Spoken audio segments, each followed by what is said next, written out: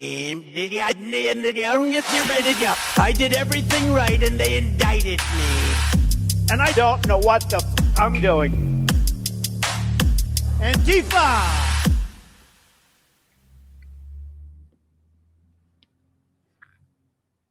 Hello, everybody, and welcome to a Friday daytime stream of the Katie Halper Show. We are thrilled to be here with you. We have a great lineup. I'm already getting emotional, as you can see. No, we have a great lineup. We have 3 different segments. We are going to be speaking to, in reverse order, Jake Romm, the attorney with the Hind Rajab Foundation, which attempts to and succeeds at holding Israeli war criminals accountable. Before we speak to Jake, we will be speaking to Rania Khalek of Breakthrough News and Medea Benjamin from Code Pink. And before that, though, we're going to be speaking to a special guest, Ron Placone, who is an anti-fascist comedian, and he's going to be talking to us about anti-fascist comedy and being anti-fascist and Italian. So before we start, though, we remind people, as always, to please like the stream, give it a thumbs up. Also, please subscribe so you don't miss any streams, because we do stream every Tuesday and Friday, more or less, but every now and then it switches up. In fact, I just realized that this week, August 6th, we're having Rokana on, and that is a Wednesday. So we're going to be streaming on Wednesday. Brad, I forgot to tell you about that, but we got to accommodate the congressman. He has a busy schedule. He was supposed to join us last week, and he couldn't because of travel. Sometimes things change because of votes. So we will be streaming at the 6th, which is this Wednesday, right? Am I right? Is the 6th this Wednesday?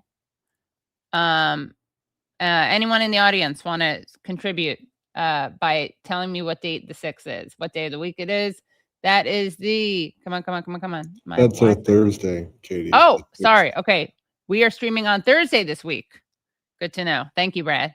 All right, so Thursday, August 6th is our next Katie Halper Show. We may do one before, but we may not. We'll let you know. But either way, we're definitely streaming on Thursday, August 6th. Thank you, everyone, for contributing. I was just making sure that you are on your toes and prepared. Please do become Patreon supporters or YouTube supporters.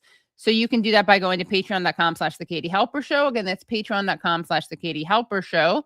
That's a great way to support the show, but also get bonus content. You can also join our YouTube membership program, and that is just by doing subscribe and then join, right, Brad? That's the process to become a YouTube member.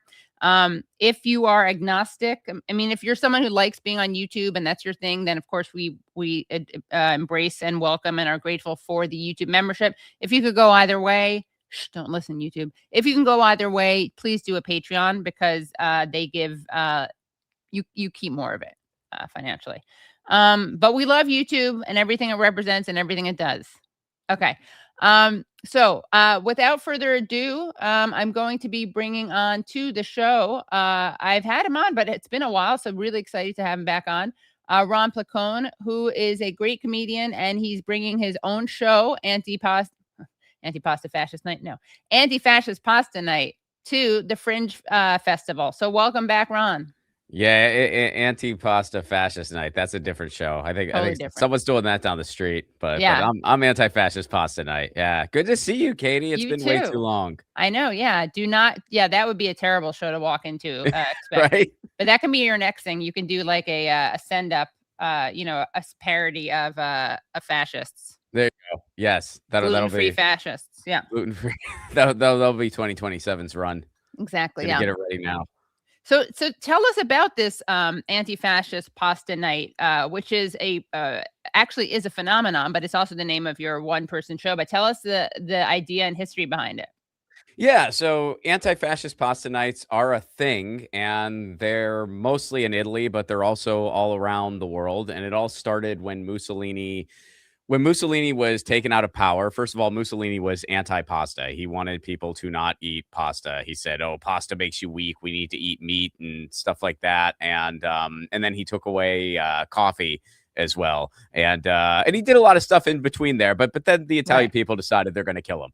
But food-wise, pasta and coffee were the big things. He decided, I'm going to take away one of the favorite foods of a group of people. Then I'm going to take away their ability to be caffeinated.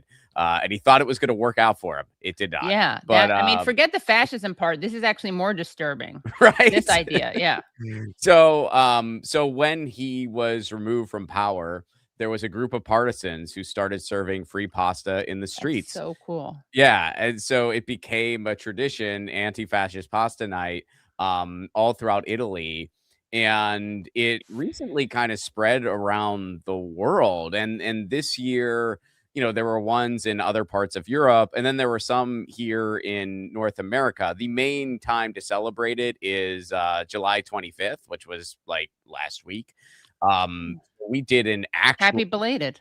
Yeah, right. We did an actual anti-fascist pasta night in Los Angeles in the San Pedro neighborhood where I live. And we had a bunch of comics there. Jake Flores was there. Graham Elwood was there. Drennan Davis, Dana Jacques. We had a really fun lineup, and we had music. And we all sang Bella Ciao at the end. Oh, it's great. Yeah, and it was Partisan really cool. anthem. And there was it was a really cool vibe. And there were ones in, I think New York had one, Philly had one, Boston had one. I think Providence, Rhode Island had one. So it was kind of, it's a cultural thing. And I was entertaining the idea of calling the show that because I talk about it in the show. And then I also talk about being Italian American and some of the misconceptions around being Italian American. And I'm sure especially being in New York, it's like, it's commonly associated with this right-wing reactionary politics, like rah, Columbus Day, Chris Christie, Rudy Giuliani, rah, rah.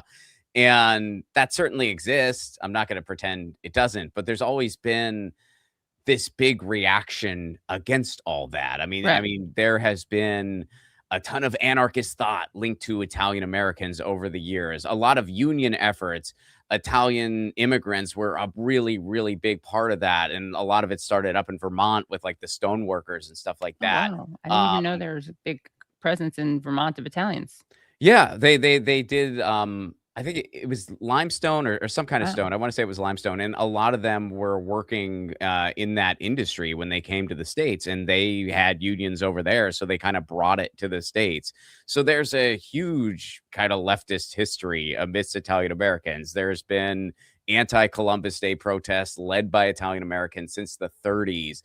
So there's always no been... idea that went back that far. Yeah. That's like very ahead of its, time. I think. Yeah. Because this was pre-people's history, right? But so that's always existed, and people try to pretend like this group is some monolith. And for the first time in my lifetime, at least that I'm aware of, there's organizations pushing back against this. There's a group called Piace. There's a historian named Stephen Chirilli. There's a group pushing back against the fascism, not against the anti-fascist pasta night. Pushing back against the fascism. Yeah. Pushing back against the fascism, and also just pushing back against this idea that Italian Americans are some monolith politically, and just kind of saying, hey, a lot of us don't share this part. We celebrate the food and the culture and all that, but we don't celebrate this other stuff, and we do feel differently. And for some reason, we're written out of the conversation all the time. I mean, it kind of reminds me of there's the anti-fascist Italian American community, and there's the anti-Zionist Jewish American community, right? And obviously you don't have like an Italian APAC, but I would say that, Jews have been able to somewhat, create a real challenge to the perception of a Zionist monolith. I mean, something we obviously still struggle with, and more Jews need to be anti-Zionist, etc. And you guys don't have the same thing. Like there's not like an active genocide going on that claims to be in your name. But I do think that there's a similar thing with kind of like reclaiming your identity, or not even reclaiming it, because it's been there, as you pointed out. Like people know about, the Italian communists, about Gramsci, but less so about the Italian Americans. And so I think that's great to do. And do you deal with a lot of people thinking you're Irish because of your hair color? Yeah, totally. Absolutely. Yeah. St. Patty's Day, I'm always popular at a bar, and I'm actually not Irish at all. My wife is, but when we went to, when we were in Dublin and stuff like that, we went to all the immigration centers, and she put in her last name and a ton of stuff came up, you Right. know, like of heritage and possible relatives and stuff. I put in Placone just for fun, and they were like, "Dude, go to Italy. What are you doing Right. here? You're not Exactly. going to find anything here." Right. Yeah. And when did your family? Oh, two questions before that. What is the significance of the July 25th? You said. Yeah, so that's when they celebrate Mussolini falling, and Okay. so that's just happens to be the date. But Right. part of the reason I settled on the name Anti-Fascist Pasta Night was one because I just got a kick out of it. I just Yeah. thought it was a fun name. I do talk about it in the show, and then I kind of likened the Italian American part into it too, because I was seeing all these groups in New York kind of reclaiming this thing or you know amplifying it because Right. like you said it's already been there, and that was really inspiring. The Italians for Zohran account, which is now Italian anti-fascist, like that's how they rebranded Right. themselves post the campaign. They were doing a lot of amazing things. You know, there was that kind of standoff, I think around Columbus Day where like the macaroni, which is what we Macaroni. call them. That's what we call Yeah. them now. And shout out to George DeStefano who coined that. But yeah, like the macaroni sect was there and the anti-fascist sect was there and they were clashing. It was literally like that episode of Sopranos Right. in real life, if anyone remembers that episode. But yeah, so seeing them do that, and I think it was actually Matt Leck who I talked about this to. We talked about how just From the right Majority now, Report. yeah, like right now, reclaiming radical history is so Yeah. important to figure out a way forward. Like it's time that people know that the people in North Dakota love their public bank because they Right. know what a public bank can do, and they probably wouldn't have that public bank if it wasn't for the anarchist farmers.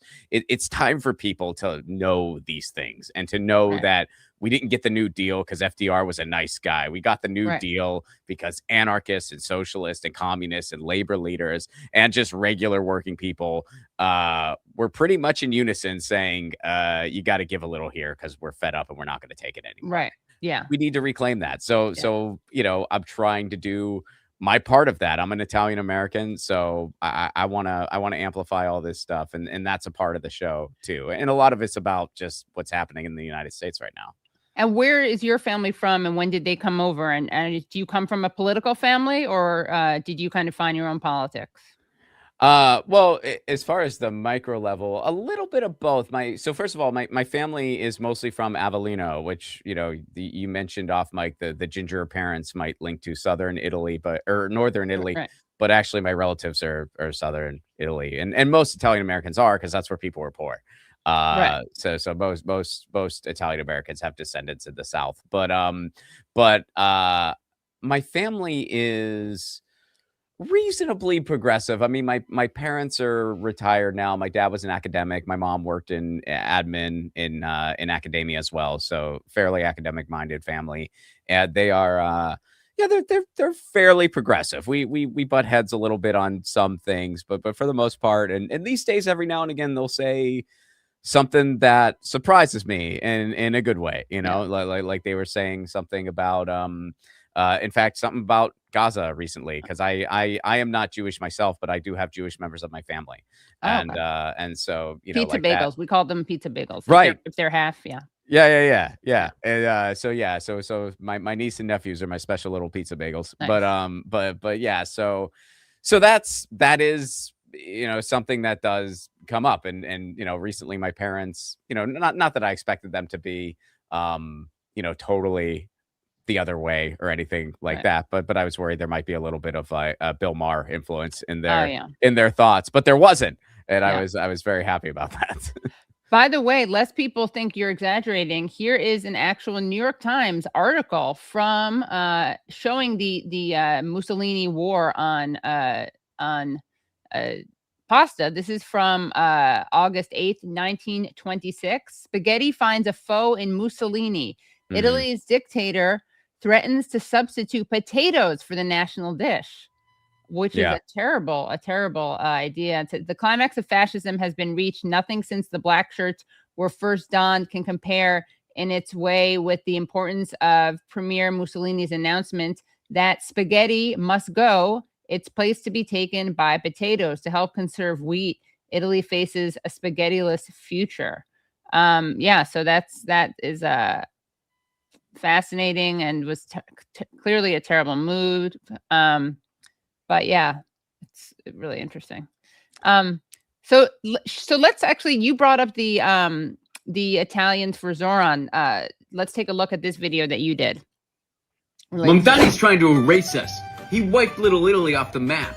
No, he didn't. First of all, it wasn't even his map. That map was made when Eric Adams was in office. Second of all, it was meant to focus on more active immigrant communities, not just symbolic ones. So yes, Little Italy wasn't on that map. Neither was Little Germany or Little Syria. And finally, he's putting it back on the map anyway, so yeah, we won.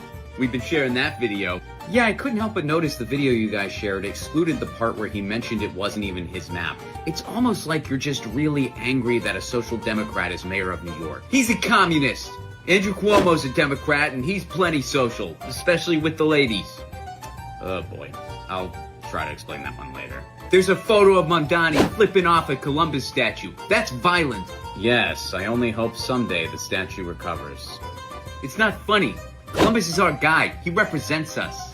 No, he doesn't. He was a horrible human by every measurable metric, and there have been anti-Columbus Day actions led by Italian Americans since the 1930s. You know, you always love to cry discrimination and exclusion. Meanwhile, for years, you have tried to pretend that every single Italian American who doesn't share your worldview doesn't even exist. You want to talk about inclusion? How about starting there? How about this October we actually have a real historical conversation? What? I can't hear you. You're breaking up. I'm sorry. I can't hear you. I'm going to have to call you back. That was macaroni. Nice. That was macaroni. Yeah. And so everyone, macaroni, the dish, the Italian food, and then macaroni, throwing in the MAGA in there. Yeah, that's very clever. Yeah. It's nice to have that to have that available, and that's traveled worldwide. Again, shout out the New York-based journalist George DeStefano coined that, and he's been carrying the torch for a very, very long time of Italian Americans aren't a monolith, and Right. yeah, he coined that, and it got everywhere. Like people in Italy use it now too. Oh, wow. which is awesome. And it's actually scary because Giorgia Meloni, the Prime Minister of Italy, has some fascist tendencies herself. She's a fascist. I mean, Yeah. she's not quite as extreme as what we got going on here, I would say. But yeah, she's a fascist. Italy is really interesting right now as far as what's going on because, yeah, they have Giorgia Meloni. They have also been so outspoken for Palestine, Yeah. and they have had general strike after general strike after general strike, and the dockers have refused to load the weapons heading to Israel, and they've been doing that for years. This is not the first time. That's why, I mean, the anti-fascist in that video had on a Livorno t-shirt.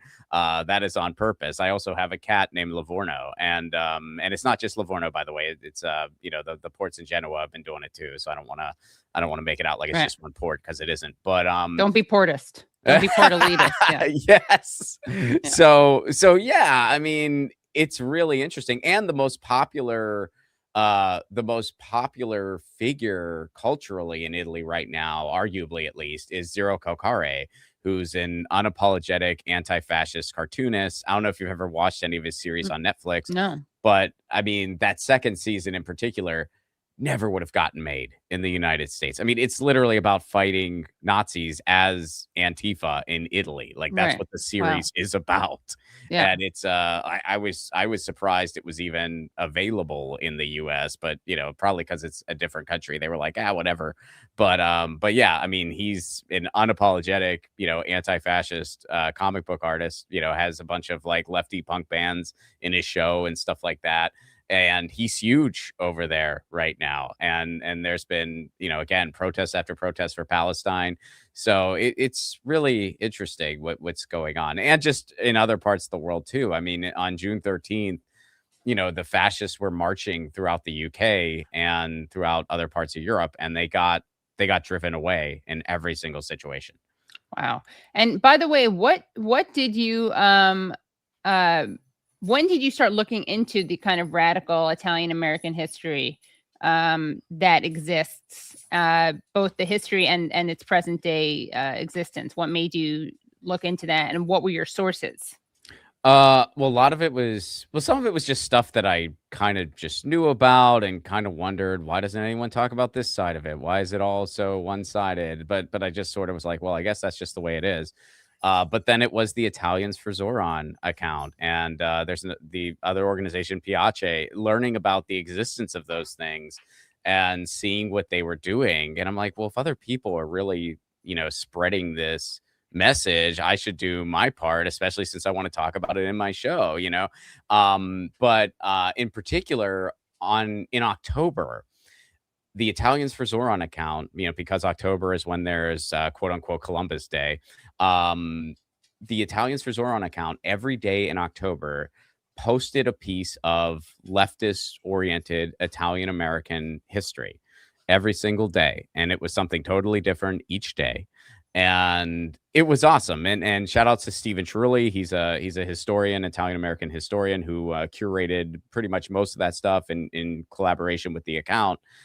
And a lot of it was stuff I didn't know about. I mean, even though I know the basic propaganda around Columbus Day and how it kind of came to be, there were even layers to that thing that I was unaware of, that I learned about for the first time. And there's even a connection to Mussolini, because some of those statues were from him, because they wanted Italian Americans to kind of feel this sort of connection to Italy still, but they wanted to paint this idea. Well, it's like, well, you're not these WAFs, you're not totally white, but you're also not these others either. You're this in between thing, and Columbus is your guy. And it was it was baked into racism and xenophobia and just ZD, baked into the ZD, big time. And some people bought it because I mean it's hard to resist a good bowl of baked ziti. But yeah, so that was a big thing. And around that same time, I was thinking about my next Fringe show, in the process of naming it. So yeah, that all kind of found its way in, and it took shape. And where can like a spaghetti noodle, it took shape. Yeah, exactly. Like a manicotti congealing. Where can people watch this show? People who are at Fringe, and if not, where can they find out more about your work if they can't get to the Fringe Festival? Yeah, so I'm gonna be at the Fringe Festival. My run starts on August 6th, which is a Thursday. There you It's go. a Thursday. So yeah, I go August 6th through 30th at the Westport Oracle. I'm part of the free Fringe, so you don't need tickets, just show up. Oh, great. So anyone who's going to be at the Fringe, come say hello. My show is at 3:45 each day. And yeah, I'm really excited about it. It's the most excited I've ever been about a stand-up hour. The previews have been going great. The New York preview, we actually sold out, which I was beyond thrilled about. And we won a social justice award too. So I'm really looking forward to the official premiere. For those who will not be in Edinburgh at the Fringe Festival, please do follow me online. I'm Ron Placone on all the socials. You can see my movie Left at Wall now. It's even available on YouTube free with ads, and it's also free on Tubi. So I recommend watching it for free. Why not? Get a free movie. Left at Wall is the name of that movie. How do you spell it? Left? Just Left at Wall, just the 3 words, Left at Wall. And it's Okay. yeah, you can watch it right after this stream is over, after the episode's over. You can bop over somewhere else and watch the movie. You can just type it in and it'll come up on YouTube. And then also I will humbly mention one thing real quick. I am the new co-host of Disinfo Detox with Nolan Higdon, and we are going to be launching in cooperation with Project Censored very soon. Right now, we're still at the beginning stages. We're still at the soft launch phase.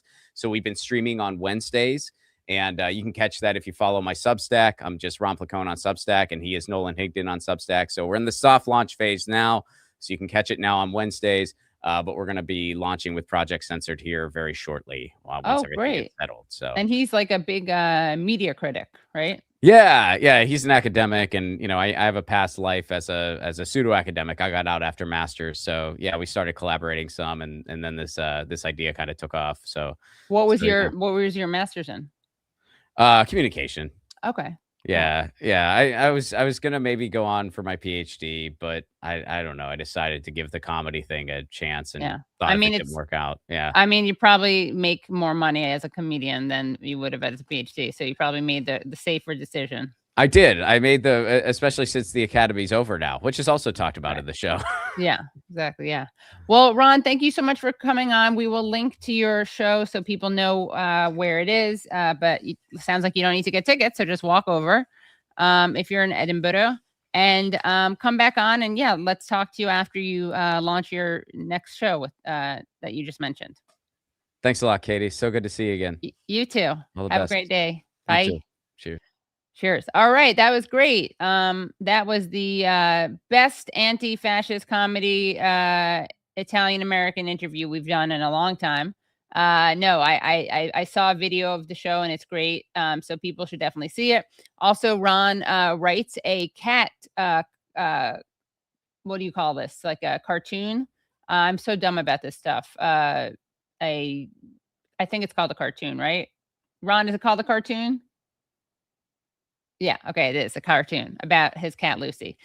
We are going to keep the show going. Now, please do, if you haven't already, do like the stream. That is a free way for you to support the show. Make sure that more people come to it. Tweet it out, Facebook it out, Instagram it out, TikTok it out, because we want to make sure that people come and see the great guests that we have on. Give a thumbs up. Join the Patreon, patreon.com/The Katie Halper Show. You get exclusive content like the entire interview that we did with John Mearsheimer and Yanis Varoufakis, which people are loving, and more exclusive content down the pike.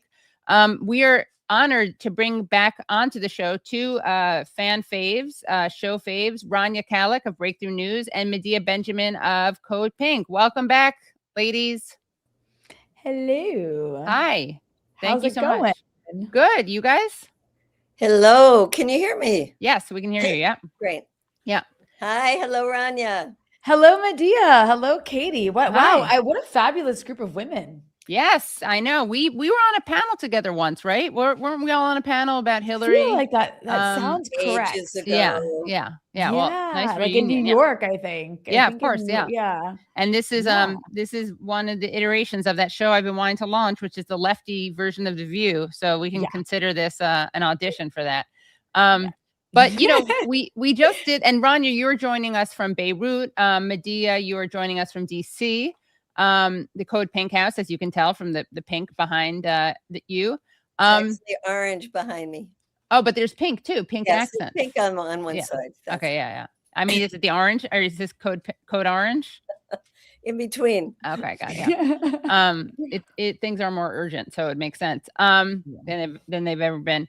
So we just had this segment on fascism and anti-fascism. And speaking of anti-fascism and fascism, both of the organizations that you are part of have made the State Department's new Cuba report. Cuba, the capital of 21st. Well, actually, Breakthrough News did not make the report, but Code Pink did.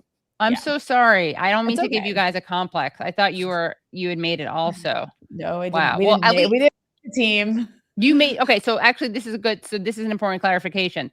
Okay, so Code Pink made it into the report. Now I know that you read the entire report. Medea, can you tell us about the report? And then Rania, you can tell us about what happened to you. I guess you guys were just subpoenaed along with the People's Forum and Tricontinental Research Institute. I want to bring that up because I don't want to make you feel like a loser. Just because you didn't make their report. Much appreciated. Yes. So you tell us, Medea, about the report you're in, and then we'll talk about the attacks on you guys. Rania.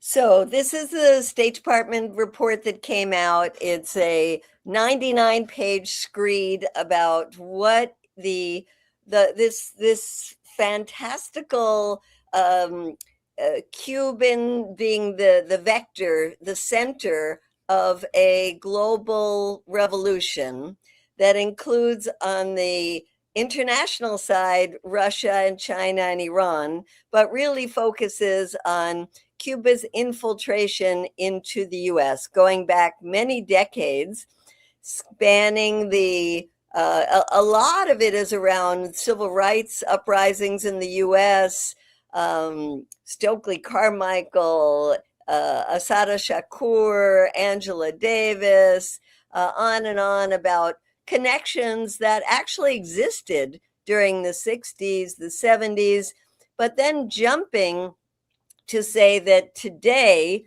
there is this conspiracy that Cuba's fingerprints or footprints are in all of these movements in the US, whether it is student uprising on campuses, anti-ICE, Black Lives Matter, you name it, Cuba is involved and has infiltrated these movements, influenced these movements.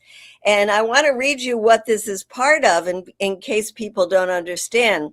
A hemispheric Marxist revolution that wants to erase the United States from the earth. Wow. Where would we even go? Yeah, right. The singular goal of the Cuban Revolution has been conquering the United States. And then it's not just that, it's a revolution against Western civilization itself. So it is quite a crazy report. But what is so important about it is that, one, it comes from the State Department, so it is official. No matter if it was AI that wrote it, which is what some people are saying. But it is also put in this context. And I know, Rania, you talk about this context of the National Security Memorandum that was put out last year that talks about how the U.S. is now going to get the go-ahead to investigate and prosecute the far left. And then more recently, this meeting that came together that the State Department hosted of over 60 representatives from over 60 countries to come together to talk about how on the global level, we are going to fight this far left extremists, including domestic terrorists in all of these countries. And then on top of that is the investigation that's being done of Code Pink about the Cuba trip. So all of that, I think you have to put in context. And of course, then Rania can talk about the context for the subpoena that they have received. Right. Yes. And I was on that trip to Cuba, and I have to, so far I have not been received anything in the mail, but we'll see. Yeah, knock on wood. Yeah. Rania, please answer. I have to get up to adjust my AC, so I'll be off screen for a second, but I'm listening to you. So yes, please tell us about your own experience of our Marco Rubio's targeting. Yeah, as Marco Rubio and Stephen Miller target people who were just trying to deliver humanitarian aid to the Cuban people who Marco Rubio and Stephen Miller are starving. There was another angle of this attack on Breakthrough News, and that is that we received a subpoena from the House Ways and Means Committee in Congress demanding our internal communications, which is First Amendment protected materials. Now, this comes, of course, on the heels of what Medea was talking about, the anti-communism summit that took place a couple of weeks ago that was held by Marco Rubio and Stephen Miller, where they basically tried to insinuate that ideas on the left are the equivalent of violence and terrorism. They talked about something that they're calling far left extremism, far left terrorism, far left radicalism, without ever defining what any of that means, which is very dangerous, right? Because they're literally trying to say, like, if you are, or just like we are, we're against murdering people in Cuba with an oil blockade. We're against dropping bombs on babies in Iran and on Gaza, right? That somehow is the equivalent of violence, is what they're saying. So that summit happened a couple of weeks ago. So being anti-violence is violence. Basically. So that summit happened a couple of weeks ago, and they promised that there were more terrorist designations to come. You heard Stephen Miller reference that NSPM 7 National Security Directive that is targeting the domestic left in the U.S. as being a part of that program. And then a few days later, you had the State Department publishing this insane Cuba report that Medea just talked about, which basically listed, people from all of these different organizations and individuals themselves, including elected officials, sitting mayors, like LA Mayor Karen Bass was on that list, by the way, and I'll get to why that matters, but also Code Pink, the DSA, the People's Forum, the National Lawyers Guild, as all being agents of Cuba. And, by, I guess, tangentially also agents of any other American adversary. They listed in that report. They said Iran, Russia, China, Hezbollah, Hamas. Wow. It was just completely absurd. Like this, we're supposed to believe this tiny island of Cuba that the U.S. is literally strangling to death, where 1,800 babies have died in excess because of that strangling, is also puppeteering what they call the destruction of American civilization. They literally say Cuba's trying to conquer America. It's so absurd. Rania, that also included as individuals in the report are people who attended the wedding of my co-director, Jody Evans. And it was because they attended the wedding that they were listed. So that was Ben Cohen of Ben & Jerry's. It was Amy Goodman of Democracy Now! It was attending weddings. That is now the equivalent of working as an agent of Cuba. The wedding was in Jamaica. Well, too close. The guilt by association is completely absurd. It's just, and it would be so laughable if it wasn't so dangerous. So I just want to say, I'm putting like what happened to Breakthrough News in the context of all of this escalation against the U.S. left. And then so we received a few days after that Cuba report, we received a subpoena from the House Ways and Means Committee, like I said, demanding our internal communications. Now, this is a part of a concerted effort by Republicans in Congress who've been harassing us for years. They keep pushing this false claim that, our journalism is a full part of a foreign plot. And that's come from other members of Congress, but the Ways and Means Committee specifically started sending us letters back in February of this year. And in those letters, they kept referencing our coverage specifically of Israel's genocide in Gaza and of our coverage of the opposition across the U.S. to the ICE killings and kidnappings around the world. So literally just going after our viewpoints, upset about our reporting. And they sent several letters. And I just want to say also, by the way, you guys, these letters, we almost every time learned about them first from Fox News. Of course. Which is really interesting. In fact, the first letter we received from them back in February, we didn't even get the letter ourselves. It didn't even come to us or to our lawyers. We learned about it because it was published at Fox News. So there's definitely some sort of collaboration going on between Fox News and these members of Congress to try to drum up hostile media coverage of us and other left progressive organizations. And they've done that I think they've done that as well with Code Pink. In the case of, Medea, you received supposedly, according to Fox News, a subpoena from the DOJ over your humanitarian aid trip to Cuba, but you actually never got a subpoena. So sometimes they're just like making things up. Exactly. Go ahead, Medea. No, but yes, we heard about it from Fox News as well, and only found it because it was in Jody Evans' spam box. Wow. But it was but it wasn't a subpoena. It was a list of questions. Not a subpoena, but I forgot. And Jody reminded me that we actually did get a subpoena last year from one of the committees, the Natural Resources, and it was about us talking about clean energy and things about, the problem of big oil, and that these were supposedly China talking points.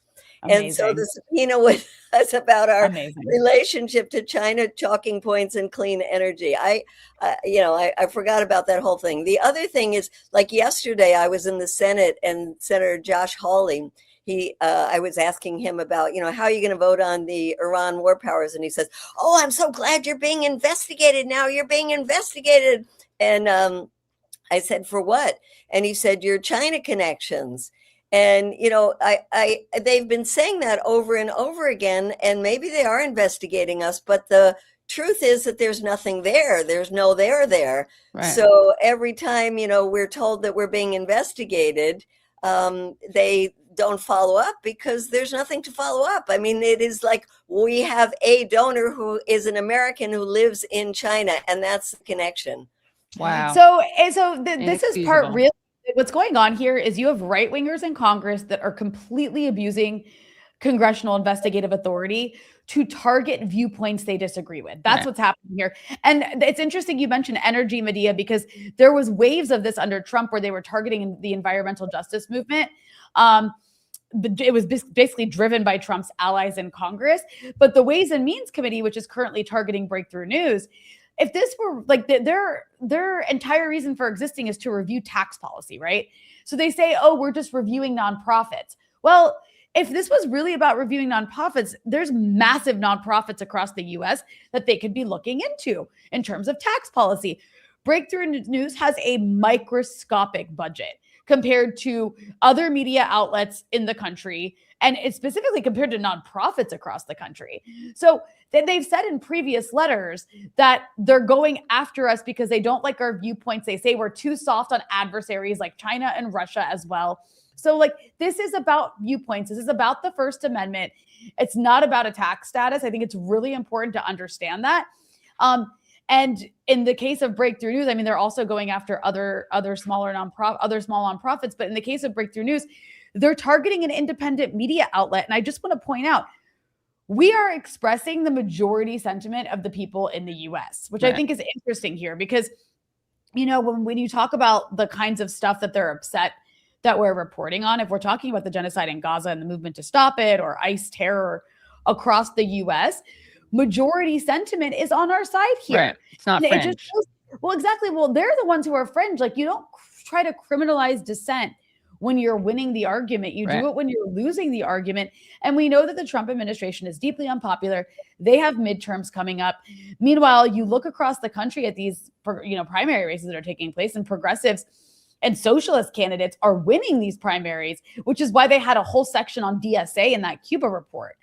They're very upset about DSA doing well in elections because people, the majority of the country is against the genocide in Gaza. People want free healthcare and they want to stop funding wars. Trump is currently, overseeing the most unpopular war, I think, in American history, the Iran war. So like, the foreign plot smear is all they really have left because they can't win their arguments on the merits of their arguments.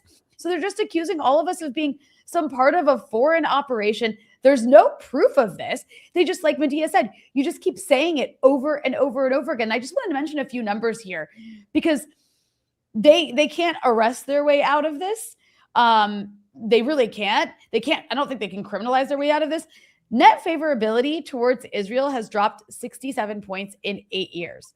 It was from plus 51 during Trump's first term to now minus 16. That's roughly 90 million Americans who've literally changed their minds in just the last few years.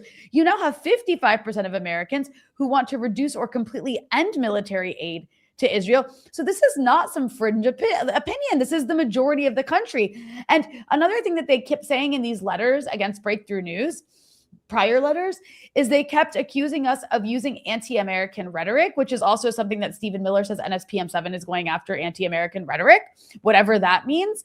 And it really is just like summoning the ghost of the House Un-American Activities Committee, which the Cuba report that Medea was talking about also proudly referenced explicitly, which is just utterly shocking because, I went to school in the US. I think you guys did too. And we were taught that McCarthyism was a bad thing. But this administration is saying it's a good thing and wants to openly resurrect it. But one thing that I keep saying that I think is really important is that during McCarthyism and that entire era, there was all these congressional committees doing what a lot of the committees today are trying to do, but they were able to get the public on board. And that is why it worked so well. But I just referenced some opinions just on Israel. I didn't even go to the opinions that are also on our side when it comes to so many other issues that I don't think they'll be able to get the public on board with this one. And, they have a limited window to still do it in because midterms are coming up. Trump, I don't think is going to be able to be president forever, but never say never. But all of that's to say they are losing, and this is what losers do. That doesn't mean it's not dangerous. We shouldn't laugh it off. We shouldn't dismiss it because we all have to stand together against this. We have to show solidarity with any organization that is being targeted, is in the crosshairs right now. And, I'll tell you what you can do to help Breakthrough News specifically here. But this is part of a broader attack on the left. We mentioned that summit, the Cuba report. Don't forget also you had the Prairie Land case not too long ago where you had anti-ICE protesters in Texas who were sentenced to between 30 to 100 years in prison for protesting ICE in ICE detention center. We can go on and on. They're looking to shape an entire campaign that goes after people who fund movements and who fund organizations that organize and educate. That's happening in conjunction in addition to this as well. So they're going after funders, they're going after organizers, they're going after journalists. They are trying to go after the organized progressive movement in America to try to shut it down because they can't defeat it in a legal way. So all of that's to say, like, we all need to keep our eyes on this because they're literally trying to take the war on terror playbook and use it domestically. And if people are outraged about them coming after a media outlet like Breakthrough News, which they should be, even if you hate Breakthrough News, even if you don't like our ideas, you have to recognize that this is an attack on freedom of on a free press. So in that, on that note, I encourage people to go to breakthroughnews.org/donate. And please, if you can, donate to our legal defense fund. You can also just go to Breakthrough News in the pop-up window, and there's a pop-up window that will come up to tell you can do one of two things. You can go sign our petition to tell the House Ways and Means Committee to stop their witch hunt into Breakthrough News, and you can donate there as well. But I highly encourage people to please, help us do that, because it starts with Breakthrough News. But if they succeed, which I don't think they will, but let's say they do, they will continue to go after the entire left and progressive media ecosystem to shut it down. Yeah. Well, it's interesting, Rania, because, and great analysis as always, but they don't want you guys to exist because you are kind of like a counterweight. If you think about it, how they use Fox News as their like press arm, right? That's how they like announce their decisions. It's like Fox News is literally their PR firm. So they don't want anything, that challenges that. They don't want any media that challenges those narratives. And in terms of, what the activism that you engage in, Medea, let's take a look at why. I mean, I think Rania has made it very clear why they're so threatened by Breakthrough News. In case people want examples of the dangerous stuff that you guys do, and I'm being sarcastic because it's not dangerous, but it is dangerous for the powers that be. But let's watch a recent video of you, Medea, and a fellow activist confronting U.S. Ambassador to the UN, Mike Waltz, and Florida Congresswoman Maria Elvira Salazar about the blockade of Cuba. Ambassador, could you please respond to those questions about the blockade on Cuba? You lied here at the UN saying there's no blockade. Mr. President, there's a lot of talk today of an embargo. And indeed there is one. It's staring us all in the face. It's the embargo the Cuban regime mercilessly imposes on its own people decade after decade after decade. There is a blockade. The president says there is a blockade. It is an evil, evil, evil policy that is hurting 11 million Cuban people. There is not a drop of oil that the U.S. has allowed in since the end of March. That is an evil, demonic, satanic, unconscionable policy. The Cuban people are starving, and you are doing that. You are responsible for their deaths. Their blood is on your hands. The problem is that you don't listen. You have just one track. The problem is I go to Cuba all the time. And you never go to Cuba. I see people who don't have course, and who has provoked that? Who has provoked? That's Maria Elvira Salazar from Florida, Congresswoman. Trump. He said there won't be a drop of oil going in, and there hasn't been. What about the last? I think that you mean well, but you have been fooled. No, but you drank the Kool-Aid. I talk to people on the street who hate the government. I talk to people on the street who like the government. None of them. Why don't we have the government open up oil? But this policy I need democracy. Cruel. It's need democracy. And you don't mind that children die in the incubators while this happens. You have to have a heart. Go to Cuba. Go to Cuba and see. Talk to people in Cuba, not in Miami. Wow. What's fascinating is that she was born in the United States, and she has an accent. I'm not saying this is not like an anti-immigrant thing, or I'm not mocking her, but it's fascinating because it just speaks to like the strength of the Cuban American like community, where you literally grow up in Miami and you're so surrounded by people from Cuba, yet you don't go to Cuba, that she actually has an accent. I just find that fascinating. Like, she has a Spanish accent, even though she was raised in the United States, Because it took me a while to realize that she has never been to Cuba. Right. The same with Marco Rubio, to think he has never been to Cuba. And I'm learning about all of these Southern Florida right-wing Cuban Americans. They haven't been to Cuba, and they don't have any family left in Cuba. And that's why they can have this cruel policy, because they have no feedback from people in Cuba who are suffering from this policy. It really is and then, in that clip you have, after that, I was yelling at her, Cuba no es Miami, Cuba no es Miami, Cuba is not Miami. And it's so cruel to think that you can pretend that you care about the Cuban people and you're doing all of this because you care so much about them. And the other thing, Marco Rubio says is for this administration, democracy is capitalism. So if you open up the economy, you privatize everything, that is freedom, that is democracy. Well, the Cuban government, because it's really against the wall right now, it has opened up and announced all of these new openings for selling off private and state enterprises to private companies, to have all kinds of ways that foreigners can invest in Cuba. And yet the sanctions are preventing that from happening. So even if Cuba does what the U.S. wants them to do in terms of the economy and openings, it doesn't work. And of course, what they really want is to get rid of the government. They understand it's Cuba no es Venezuela tampoco, it's not Venezuela either.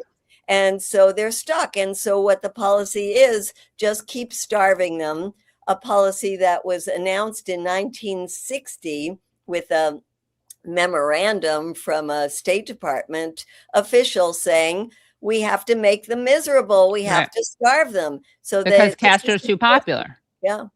That's what they said. Like there's too much support for Castro in Cuba, that the only way we can destabilize them is by making them suffer. Yeah, exactly. The Mallory memo. And by the way, little aside, I see a lot of comments saying that's not a Cuban accent. I don't know what it's.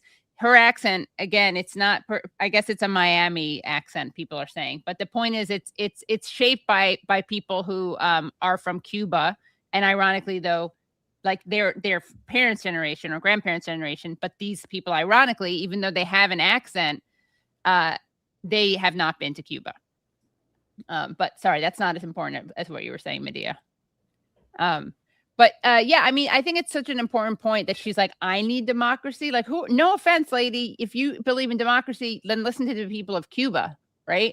If you're all about democracy, you're basically calling, you want to be the dictator of Cuba and decide that you want the political system you want. And in the meantime, you're fine with people suffering. And as you pointed out, Medea, and I can attest to this too, having been to Cuba, no matter what people's views of the government there are, nobody and there is there's a big spectrum. Nobody wants to be deprived of oil. Well, that's right. And another thing we didn't talk about that Cuba report is how it says that Cuba has its hands in every country in Latin America trying to manipulate. And, it's so ironic coming at a time when the U.S. has openly revived the Monroe Doctrine, or the Donroe Doctrine, is now running the Venezuelan government, is using U.S. pressure, both the carrot and the stick, to influence elections all over Latin America.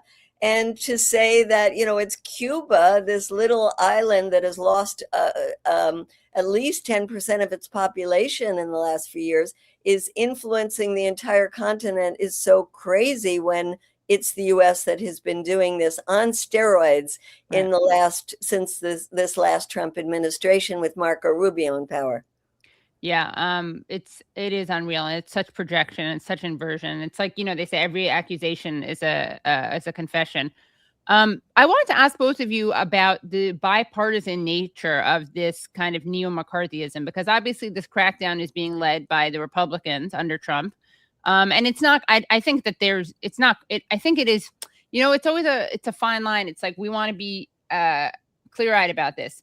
This is a departure and an aberration to some extent, but it also is a continuation of something that happened before, which is the repression and suppression that happens of the left under Democrats as well. But it is ratcheting up. I think we can be honest about that, right? Like we can be critical of Democrats and their complicity while acknowledging that this is a qualitative and quantitative difference. But it's important, and you tweeted about this, Rania. So during an interview with Semaphore this week, Democratic Congresswoman from Michigan, Hillary Scholten, had some interesting things to say about Senate candidate Abdul el Sayed. So let's take a look at that. In an interview with Semaphore, Rep. Hillary Scholten, Democrat of Michigan, was asked whether she plans to support Abdul el Sayed if he wins the Michigan Democratic Senate primary. Her response: "I will not stand beside someone who has allowed distinctly anti-American sentiment to enter public dialogue." Okay, and Rania, you responded to this in a tweet where you said, here's a Democrat sounding like Stephen Miller, accusing Abdul el Sayed of being an accomplice to anti-American sentiment. So what do you think this is the result of? Is this because he's brown? Is this because he calls a genocide a genocide? Is it both? What is this happen? What's happening here? So I'm going to address that, but I just really quickly wanted to say this one thing about the Cuba report before I do address that. I hope you don't mind. Yeah, of course. Because I just to no, go back to Rania, I'm going to silence you I'm going to subpoena you. Well, I just think it's it was to what you guys made me think of this, to the conversation you were just having about how the U.S. is accusing Cuba of like interfering in everything, and the U.S. is actually interfering in everything, which is absolutely true. But the report goes after Cuba. It says Fidel Castro began plotting armed assaults against neighboring governments after the revolution. That's what it says. Launching expeditions against Haiti, the Dominican Republic, Nicaragua, and Panama in just that year of 1959 alone. The Guardian actually wrote a piece pointing out to that statement that was in the Cuba report that what it fails to mention is that Haiti was then run by Francois Papadoc Duvalier, who killed an estimated 60,000 of his own people. The Dominican Republic was run by Rafael Trujillo, who launched the Parsley Massacre, killing between 20,000 to 35 Haitians. And Nicaragua by the Somoza family, who are credited with the murder of up to 50,000 Nicaraguans. So I just wanted to point out that the report is whining that a bunch of US-backed mass murderers across Latin America are what Cuba allied with popular sentiment in those countries against in the year 1959. Because they're really trying to, this government, that when they talk about the Don Roe Doctrine, they're trying to take us back to that time before the Cuban Revolution, when every single country was under the thumb of American empire and was just like a colony of America. Right. And in some cases, they've sort of succeeded a little bit in this kind of far right tide across Latin America.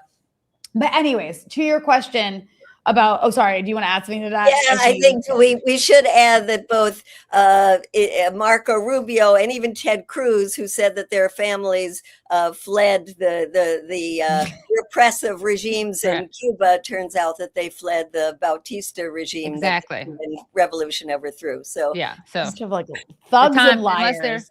Unless they were able to engage in time travel, they were lying and left before Castro's rise. Yeah. Thugs and liars, these people. But you know, but to what you were saying about that woman who commented on Abdul el Sayed, I think it speaks to a broader issue in the Democratic Party that isn't at all surprising, and that is that, you know, they like to call Trump a fascist, and I absolutely agree. There are fascists in Trump's administration who really scare me and should scare all of us. But instead of being the opposition party against the fascists, the Democrats have been quite silent in the face of this unprecedented, in at least my lifetime, assault on the progressive left across America. I didn't see anybody say a word. I mean, against the Cuba report, Ilhan Omar and I think 10 other progressive Democrats released a statement, and that's nice, but that's 10 Democrats among hundreds in Congress who said nothing, And I suspect the reason for that is because it's kind of like the enemy of my enemy. They hate the DSA. They hate their base. The Democratic leadership hates their base because their base is progressive. And so they would rather just let Stephen Miller and Marco Rubio just like completely bulldoze the left of the Democratic Party so that they don't have to deal with these DSA primaries. I think that's what it's about. And that speaks to what that pretty white blonde lady said about the dark barbarian Abdul el Sayed. That's what it sounded like when she was saying Abdul el Sayed is so well spoken. incredibly what's anti-American? well-spoken. What anti-American sentiment does he put in? I mean, it's because she is, unless she thinks that opposing a genocide is anti-American or that supporting healthcare for all is anti-American, maybe she believes that. But what I see there is race baiting. That's pure race baiting to me, pretty explicitly so, and that's tolerated. I mean, you also saw, I think it was last week, there was like that woman who was a surrogate for Haley Stevens, making a comment about being uncomfortable with the fact that Abdul el Sayed has Arabic music or something, or that speaking Arabic. I didn't know that, by the way. I didn't know he was playing Arabic music. I've never seen that. Not there's nothing wrong with that, by the way. There's also nothing wrong with speaking Arabic to Arabic speakers. But the fact that sort of bigoted rhetoric is tolerated in the most well-funded wing of the Democratic Party is very upsetting, but I think speaks to the fact that at the end of the day, they will align with Republicans or basically stand by silently and watch rather than stand up against fascists if it means staying in power themselves. Right. Yeah, it's true, and it's scary. And it's so ironic. All these people talk about Abdul el Sayed being a threat to the Democrats and aiding Republicans. Lady, this woman is not even vowing, won't even say that she'll help him defeat the Republican. And then you have a former Biden aide saying that he won't vote for him if he wins. Because they would rather the Republican win than him. And that's the problem. I mean, the Democratic Party is not a Democratic Party, small d Democrat. It is a corporation that is beholden to its donors at the end of the day. And these are the soulless ghouls who will speak the language of what anybody who gives them money tells them to speak, whether it's AIPAC, whether it's the pharmaceutical industry, whether it's the weapons industry. That is what they are beholden to. And so, they're making tons of money doing that. And people who are trying to come into this party to reform it, which I don't think it's possible, but by all means, go ahead and try. But the people who are coming into this party trying to reform it or trying to actually reflect the sentiments of the base of this party, they are a major threat to that donor base. And so this is totally predictable and is actually quite logical behavior. Right. Yeah. Well, I want to, for the last section of this interview, I would love to ask you, Rania, since you are based in Beirut, I want to ask you about stuff that's happening in the region that you're in. So obviously the war between the U.S. and Iran has been escalating again. It's the United States that's responsible for that. And last week, President Trump met with the president of Lebanon, Joseph Aoun. Let's take a listen to some comments he made during this press conference. The Israeli army withdraw from Lebanon. Is there a clear timeline? They're in the process of doing that. They're in the process of redeploying to other sections. And again, they get along very well. That was a great agreement they signed with Lebanon, and they're redeploying. Is there a timeline? So that is him. He's saying that Israel is in the process of withdrawing from Lebanon, and he's saying they're in the process of redeploying. So what is your reaction to that, Rania? They don't use the word withdraw. They use the word redeploy in place of withdraw. It's a very confusing term. I don't understand why. Maybe it's because that gives them the option to actually redeploy. That's not accurate. The Israelis have not withdrawn. There was one village where they kind of withdrew, and then there was a village they withdrew from that they were never in the first place. So it was all just it was theater. The Israelis are still occupying southern Lebanon. The framework agreement that was signed was basically written by the Israelis, and it was signed solely to try to undermine Iran's placement of Lebanon in the first clause of the memorandum of understanding that has now collapsed between the Americans and Iranians, which stated that there must be a ceasefire in Lebanon and that Lebanon's territorial integrity must be protected, meaning that Israel must withdraw.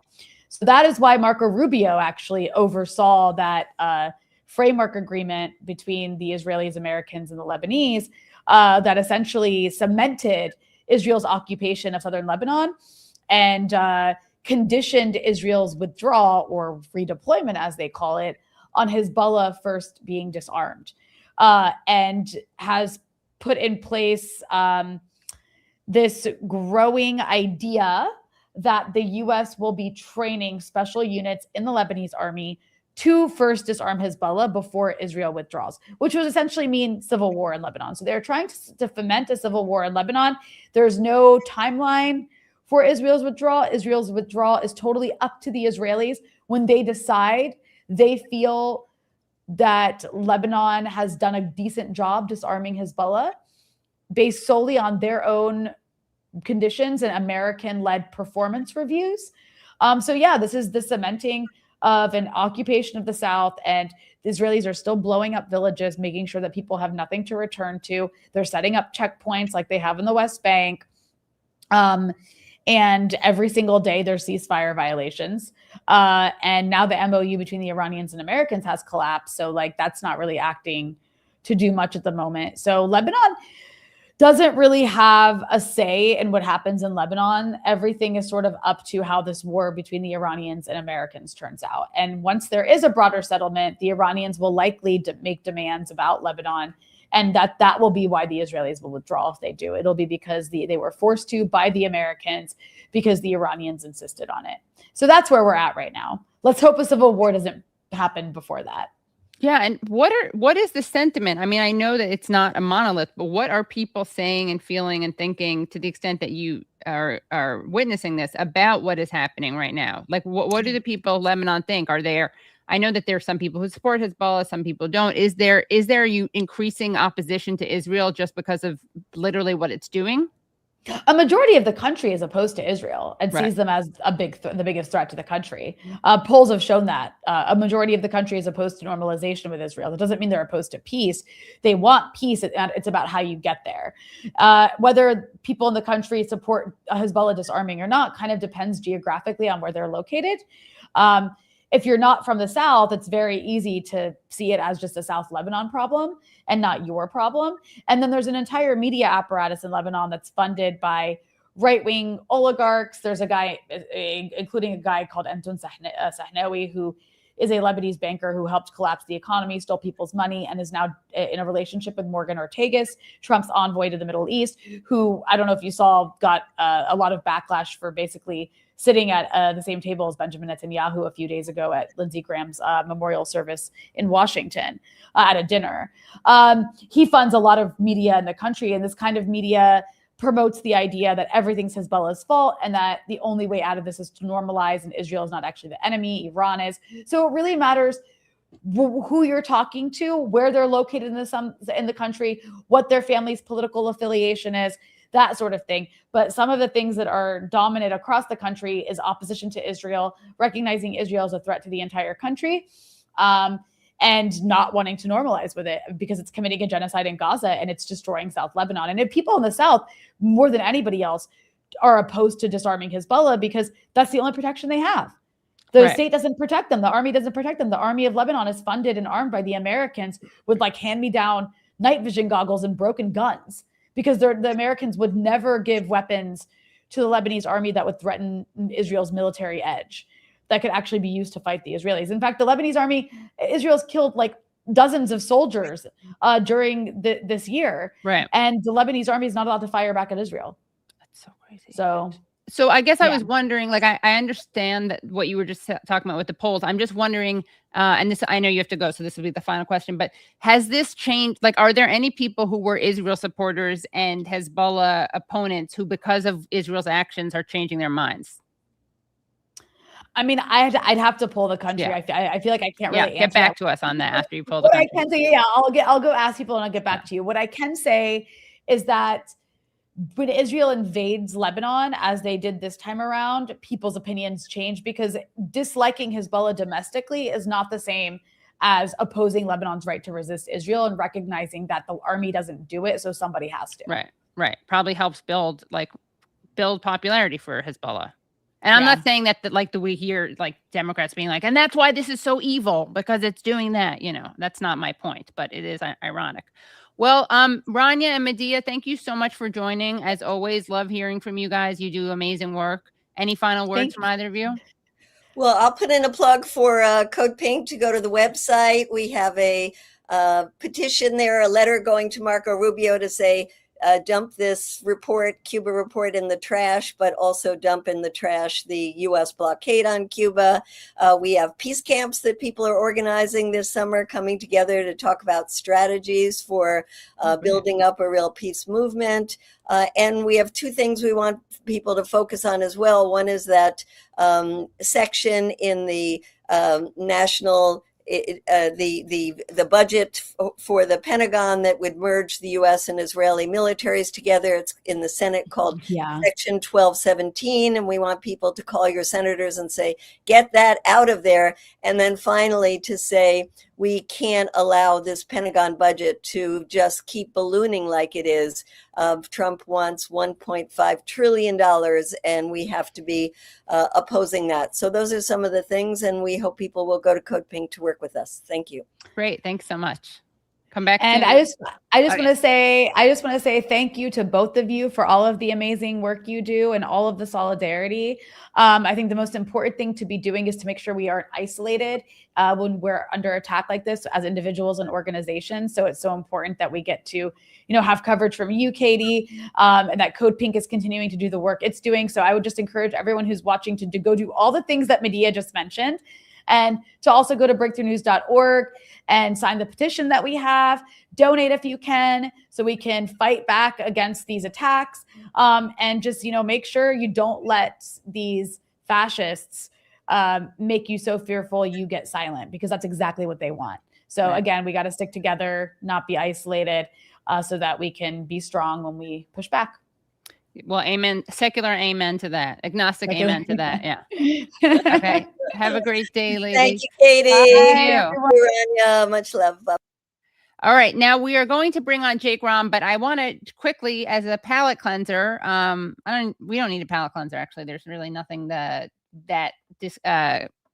jarring about going from that segment to this one, but because I didn't get to play it, and I don't want to deprive anyone, and we were referring to the kind of the bipartisan nature of McCarthyism. Let's take a look. Let's take a stroll down memory lane, and take a look at a video of Nancy Pelosi being asked by Dana Bash on CNN in January of 2024 about anti-genocide activists asking for a ceasefire. And right after that, we will speak to attorney Jake Romm of the Hind Rajab Foundation. In front of my house all the time. So I have a feeling for what feelings they have. But we have to think about what we're doing. And what we have to do is try to stop the suffering in Gaza. This is women and children, people who don't have a place to go. So let's address that. But for them to call for a ceasefire is Mr. Putin's message. Mr. Putin's message. Make no mistake, this is directly connected to what he would like to see. Same thing with Ukraine. It's about Putin's message. I think some of these protesters are spontaneous and organic and sincere. Some, I think, are connected to Russia. And I say that having looked at this for a long time now. As you know, think some of these protests are Russian plants? These are plants. I think some financing should be investigated. And I want to ask the FBI to investigate that. Wow. So let's see here. Yeah, we got to read. Yeah, thank you. Yeah. Sorry, I was off screen crying. I was so moved by Nancy's words. I know it gets me choked up every time. Yeah. So let's see, another great Friday show. Thank you so much, Brian, for that. Keep up the great work. Thank you, Om Shanti, for that. So 2 great super chats. And Brad, thanks for coming to keep the show going. If you haven't already liked the stream, like the show, please do. If you haven't already subscribed, please do. Also, I'll be taking part in a special stream on Sunday for Abdul el Sayed, 6:30 to 8. We'll post details later on that. But we will be, I think, co-streaming part of that. I'll let you know details, though. Okay, so let us bring on Jake Romm. He is an attorney with the Hind Rajab Foundation, which actually does what so many people should be doing, so many institutions should be doing, but do not do, which is hold Israeli war criminals accountable. So welcome to the show, Jake. Hey, Katie. Thanks for having me. Hi. Thank you for joining. Of course. And thank you for all the work that you do. I wanted to start off by just asking you about what the Hind Rajab Foundation is and how you chose to name it Hind Rajab Foundation. Yeah, so the Hind Rajab Foundation is we're a group of activists and lawyers started in very early 2024, so like a few months into the present genocide. And what we do is we long and short of it is we try to put Israeli soldiers in jail around the world. We try to have them arrested for their crimes, their war crimes, their crimes against humanity, and the crime of genocide. The way we do that is we compile dossiers of evidence on individual soldiers. We're able to kind of like track where they were in Gaza, and find out what crimes they committed. Like try to sometimes we have the individual soldier and we know they committed X crimes. So we've been tracking them. Sometimes we start from the crime and we try to figure out what unit was in the area, and then from there figure out what soldiers were around.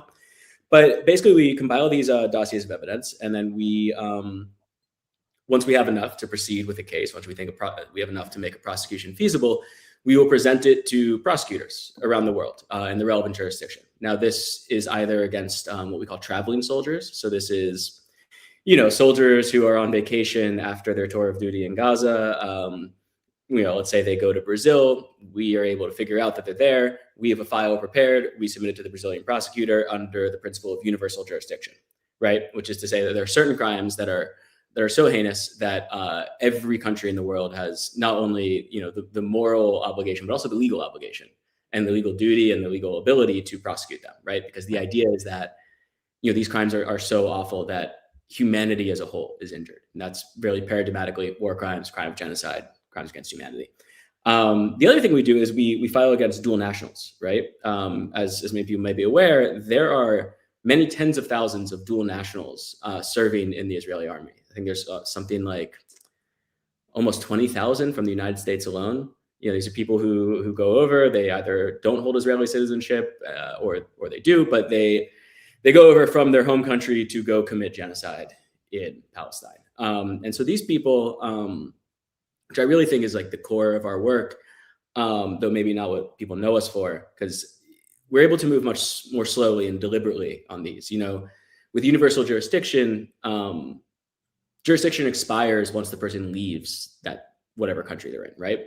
The jurisdiction is tied to their physical presence. With dual nationals, it never expires. It's always there. So we can really take our time with these things and try to make sure that political conditions are ripe. So you're saying if an Israeli soldier is in Brazil, once the Israeli soldier leaves Brazil, Brazil doesn't have jurisdiction. But if they're dual nationals, then there's no temporal limitations. Exactly. Yeah. There's no temporal limitations. And I should say that Brazil, if they launch an investigation while they have jurisdiction, well, then it continues, right? Okay. It's just they have to act while the person is there. Got it. And yeah, I mean, sorry, dual national means because you don't have to be citizen of two countries. So I thought that's what being a dual national it means. So, but what does it mean? No, I mean, we say dual nationals, but it does mean the citizen of two countries. But what I mean when I say sometimes a person is not yet a citizen of Israel when they go over there to. I see. Okay. Right. So they have citizenship other than Israeli. Yes, correct. Okay. Got it. Yeah. And then so with respect to the name, I'm sure your listeners know the story of Hind Rajab, but a brief recap for those who might not. Hind Rajab was a little girl in Gaza who.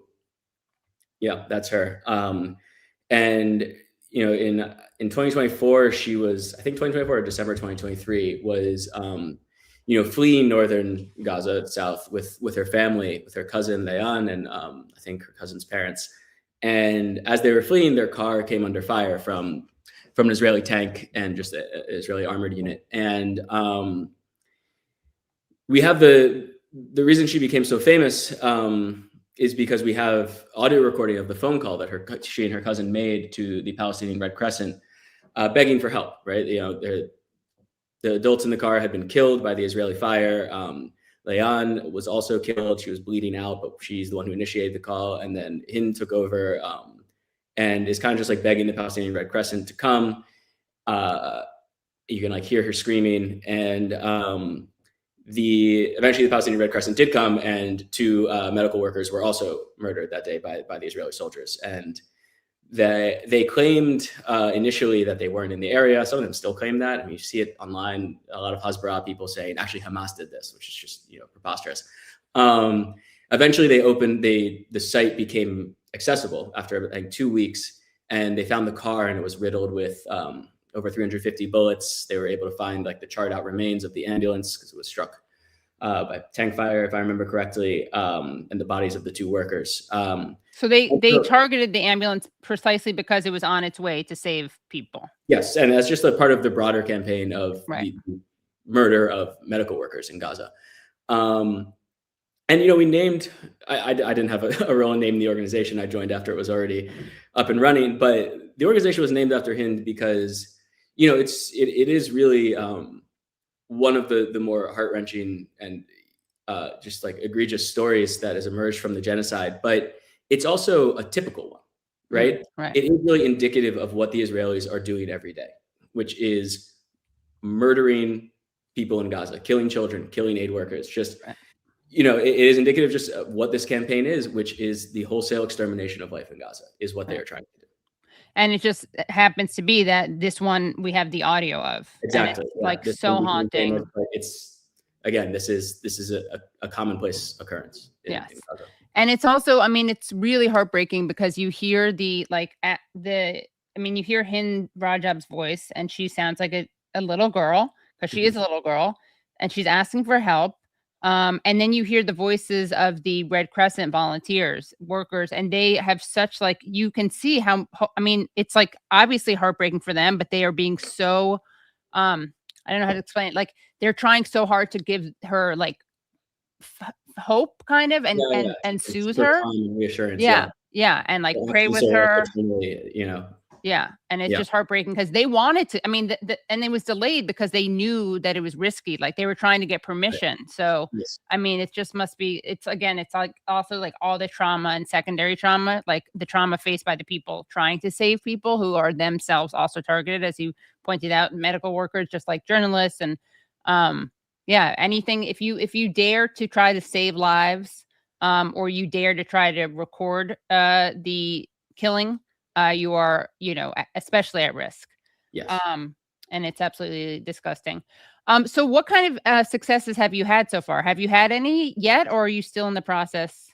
We're still in the we have, but so we've had successes. None of them, no Israeli soldiers have been put in prison yet. We're operating from a position of the world has abandoned the Palestinian people, and if not outright backs their extermination, right? And so it's really an uphill battle of trying to, make states follow their legal obligations. And I really need to stress that this isn't just that, states have statutes in their criminal code that criminalize these things and give them jurisdiction. It's also that they have the international legal obligation to prosecute these people, right? Under the Geneva Convention, Article 146, it imposes an affirmative duty on states to seek out people who are alleged to have committed grave breaches of the convention and investigate them and bring them to trial without regard to nationality, right? So that means basically you have a duty to exercise universal jurisdiction over war crimes. Right. And so, and there are similar provisions in the Genocide Convention and the Convention Against Torture, right? These states all have the ability. A lot of them are just incorporated the Rome Statute. The US hasn't incorporated the Rome Statute, but we have our own war crime statute and genocide statute. And they have the obligation. And so they are failing their legal obligations under treaties that they have signed. There's another legal obligation, which stems from a 2007 ICJ case, where once the risk of genocide, not even just like a genocide, but once the risk of genocide becomes apparent, becomes known, or you ought to know it, states have an obligation to do everything within their power to bring it to an end, right? And that's universal. Every state has an obligation to do this under the Genocide Convention. And, it's no excuse, the court says, that, one individual action won't actually bring it to an end, because perhaps if everyone acted in concert, they could affect the outcome and save lives. And, measures that are within their power are things like cutting off diplomatic ties, cutting off economic ties, sanctions, right? but one that's like really manifestly within their power. And it's frankly quite easy to do. It's a discrete demand is if a war criminal comes to your state, investigate them and prosecute them. That's easy, right? And so you already have the obligation stemming from other things, but now because there's a genocide going on, you have an extra obligation on top of that. And so, you know, as I said, we're facing very hostile terrain, but that's not to say we haven't had some successes, right? So we've had like investigations launched in Peru and Brazil, and they're ongoing, and a couple other jurisdictions. We had Israeli soldiers arrested at a music festival in Belgium last year. They were ultimately, they were interrogated and ultimately released, and they referred the case to the ICC, which is not what they should do. They should prosecute under their own domestic courts. We can get into why later, but we had that, and just recently, just in the past few days, an Israeli soldier who's committed war crimes in Gaza was on his way to the Netherlands to judge some kind of collegiate debate competition. And as a result of our filing, the competition was canceled because they're like, you are not allowed to come. We are not going to go through with this. So, you know, none of these are what the law demands, because the law demands that these people get prosecuted and punished, right? But we are trying to chip away at this wall of impunity that has existed for Israel since 1948, right? They have never been held accountable for the crimes they have committed against the Palestinian people, and they have been committing crimes against the Palestinian people since the colonization of Palestine began, right? Even prior to 48, but since obviously clearly since 1948, since the Nakba, right? And this wall of impunity is so ingrained, especially in the Western world. But I also don't want to let the global South off the hook because it's ingrained there as well. But it's so ingrained, and it's such it's starting from such a profound disadvantage, and yet it's an iterative process. By which I mean, the more we just do these filings, the more we do, the better the outcomes start becoming. And part of that is a result of these statutes are kind of dormant in so many states. States don't really prosecute war crimes or use universal jurisdiction very often, although the Europeans did it quite robustly against ISIS and also crimes committed by people in the Assad government. So they know what they have, right? But a lot of governments don't. And so part of it is like getting these legal tools, you know, back in the view of prosecutors. Part of it is letting people in these countries know that this is a discrete demand that they can make of their government. You know, a lot of people that I speak to don't know that this is a tool that's available. And through the filings, people become aware of that and do start to exert political pressure. And you know, something we always say is that, you know, the law is very clear. It could not be clearer, frankly. But the only thing missing is political will. And that does come from like grassroots movements and people on the ground in these countries trying to pressure their governments to do something, to do anything, right? To stem the tide of this genocide. And as more filings come out, not only did they become aware of it, but also it puts very helpfully, I think, faces to these crimes. You know, these crimes are massive. They're overwhelming. And a lot of the demands that are placed on governments, which are good ones and are correct ones to make, are structural in nature, right? It's, disentangle your economies, divest, disentangle your military production and arms sales, right? And these things are important and they must be done and indeed are legally required. But I think for reasons that should be obvious are like somewhat difficult for people to cognize or people to get emotionally invested in. Whereas the language of criminality is quite clear. Like, this is a guy, this is his crime, go get him. Everyone understands that. And we don't mean to like individualize the genocide, right? Because exactly our proposition is, this is why we go after rank and file soldiers, is that this is not a few bad apples. This is not a product of just the higher ups, right? Because even though Netanyahu and Gallant and generals may have authored the policies, those policies are carried out by soldiers on the ground. Those are the people who are on the ground committing the crimes that have been authorized by their higher ups. And so it's not that like, oh, this guy's a bad apple, that guy's a bad apple. It's really that the entire military apparatus is involved in a campaign of criminality. There is no way for them to execute this campaign legally within the bounds of the law because the aim is genocide, right? And so in like a pointillist fashion, right, I think a composite picture of the overwhelming and total criminality emerges through these individual filings. Right. It all, yeah, excuse me. It is interesting because I think people who think like you and me, obviously we, think like structurally, like you were saying, and we often see like the lower, it's like lower hanging. I don't want to say that because that makes it dismissive, but we often see like for Abu Ghraib, for instance, like the people punished for Abu Ghraib were very like low down on the chain, right? But it does seem also like you want to kind of create like denormalize this criminality. Like appropriately stigmatize it, right? Yes, exactly. And create a sense of like chip away at the sense of impunity. But it also seems like a workaround given the kind of sadly the I don't know, the neutered nature of international humanitarian law. Yeah, 100%. And part of that is just the way it's set up, right? Like the ICC is designed to go after like quote those most responsible.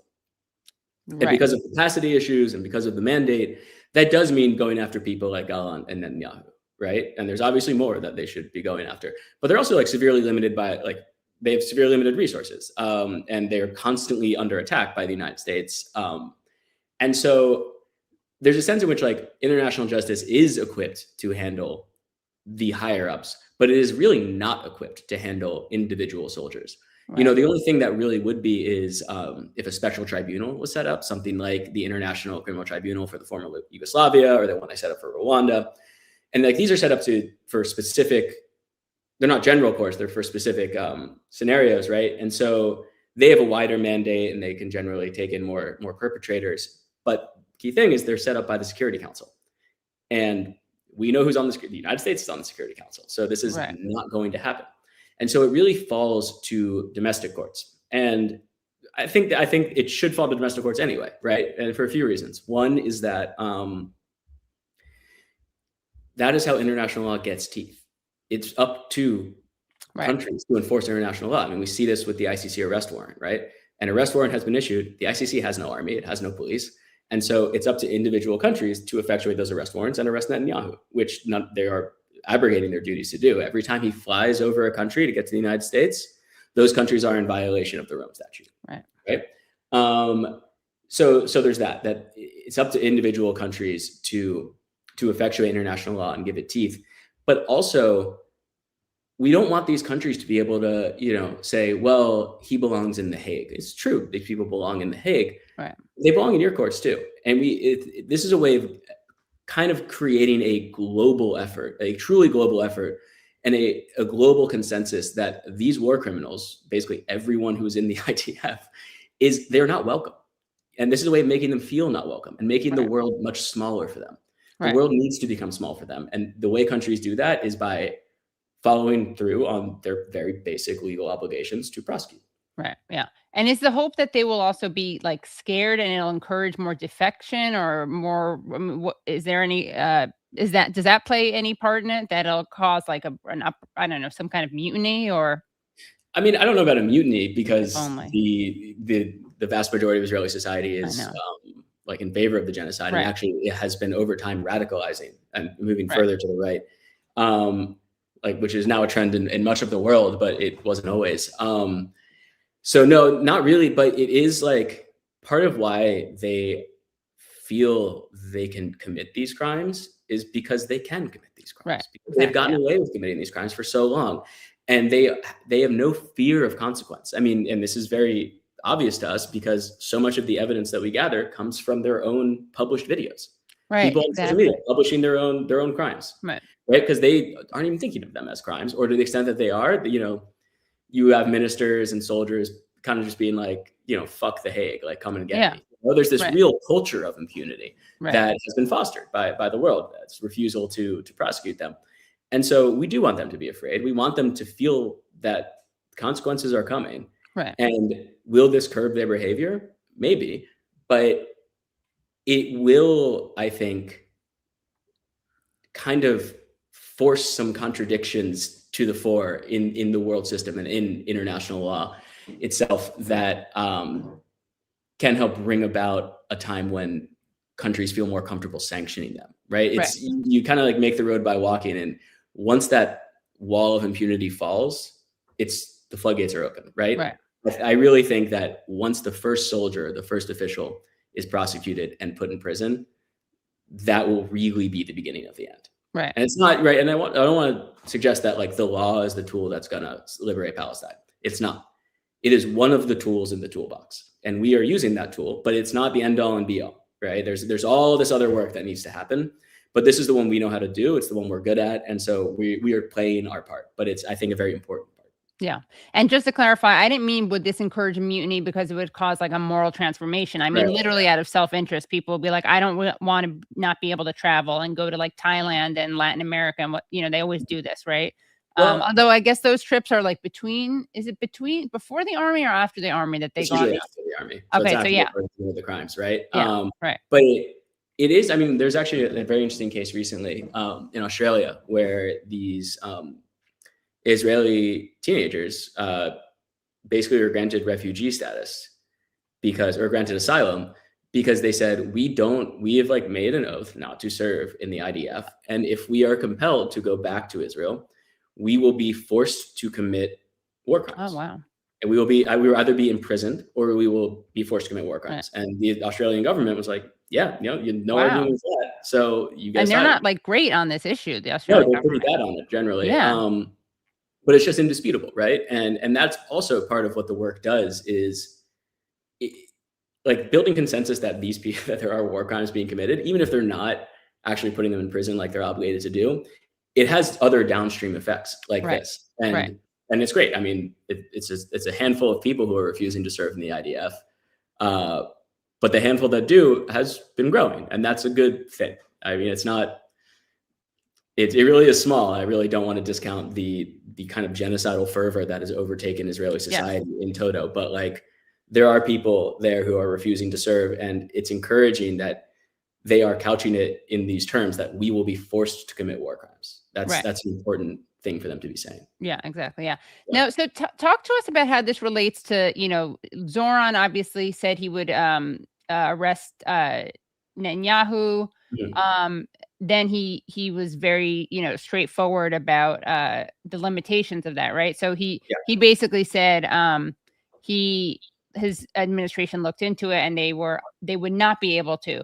But then you have people like, John Fetterman making it seem like he was obviously like not able to, like it was as if it was this like black and white thing that Zohran was being ridiculous or lying, or there's no actual, I mean, obviously like Fetterman says ridiculous things and the only time you ever see him like put on a suit is when his boss Netanyahu comes to town.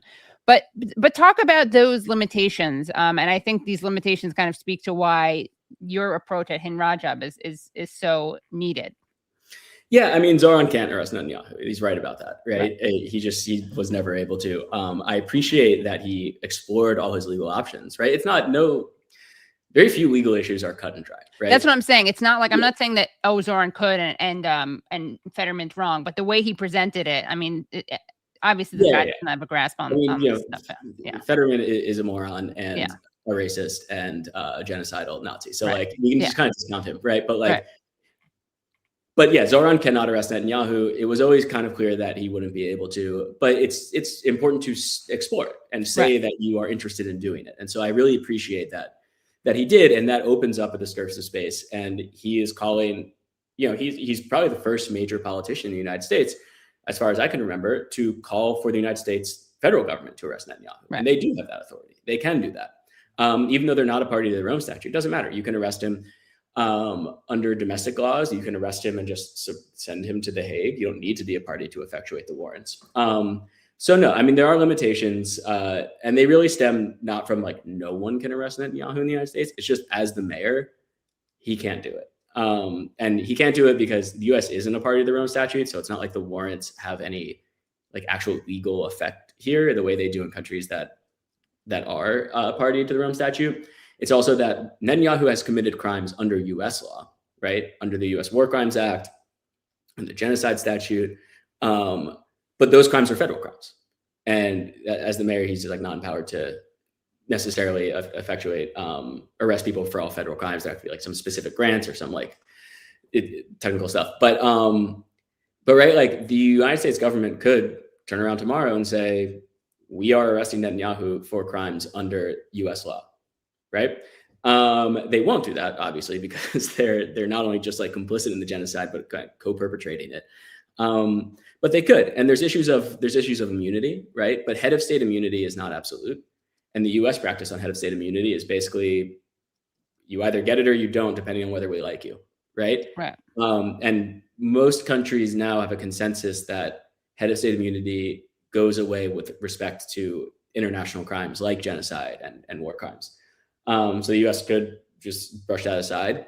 There is a kind of like temporary immunity that he enjoys because of the Treaty on the Privileges and Immunities of the United Nations, which is that if you are coming to New York to go to the United Nations, you cannot be arrested for the duration of that visit, as long as you are like in the like official visit, right? So if Netanyahu goes to the UN, but then goes off mission to go do something else that's not the UN, he could be arrested, right?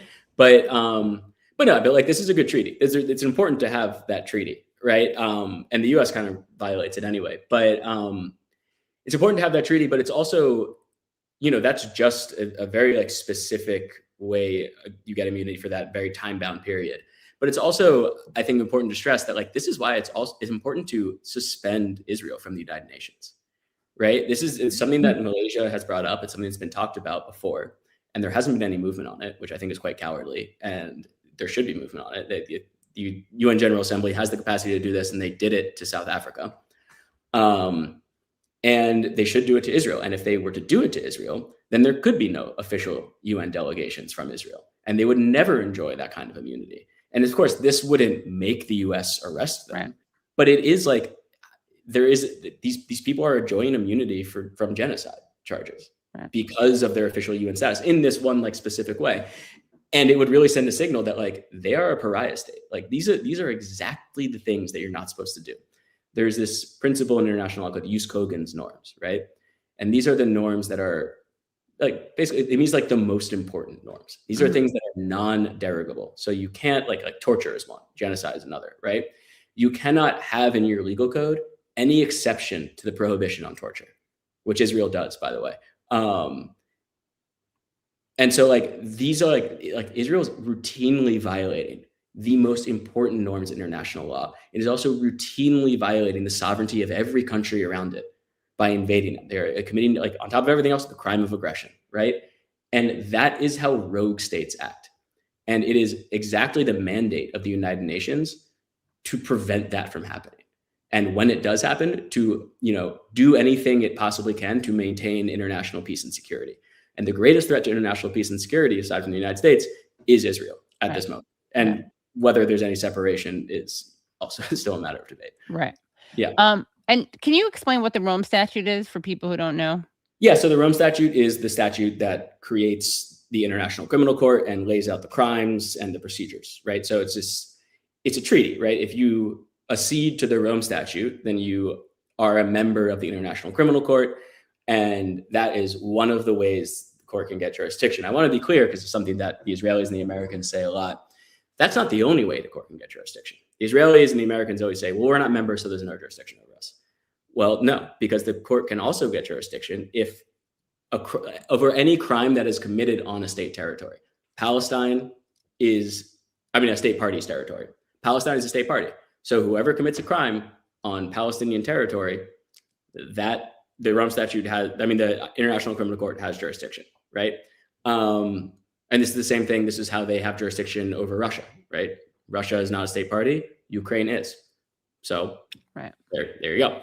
But that is what the Rome Statute is. Right. Thank you. Now, I wanted to actually show, Brad had put this on the screen. We have state parties to Rome Statute and their statuses. So let's take a look at this. Okay, state parties to the Rome Statute of the International Criminal Court. So what do we have?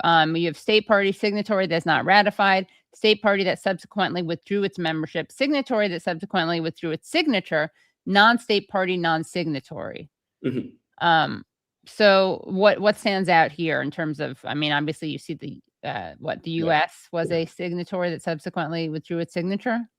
Yeah, so the Rome Statute, when it first, I think it was Clinton signed the Rome Statute, but they never ratified it, which means that they were never actually a member. And so it was like kind of like keeping it on the table. Even signing it incurs some kind of legal obligations to it. You can't undermine the object and purpose of the treaty.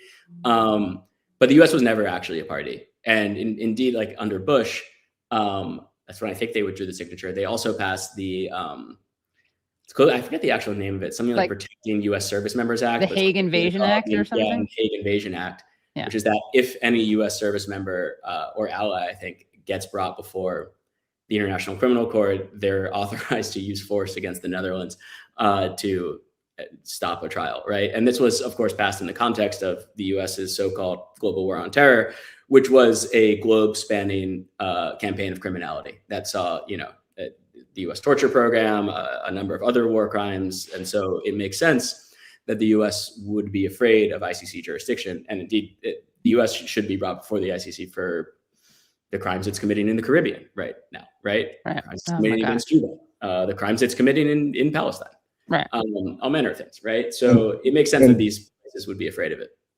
And Jake, sorry to interject. I just wanted to ask you and to show everyone, I pulled up the State Department is, as I'm sure you're already aware, they're launching their campaign to dismantle International Criminal Court's threat to American sovereignty. And just as you laid out there, it really does seem to stem from the main issue they have is that America can be subject to the International Court and U.S. Politicians and whatnot, and that's what seems to be the real sticking point there.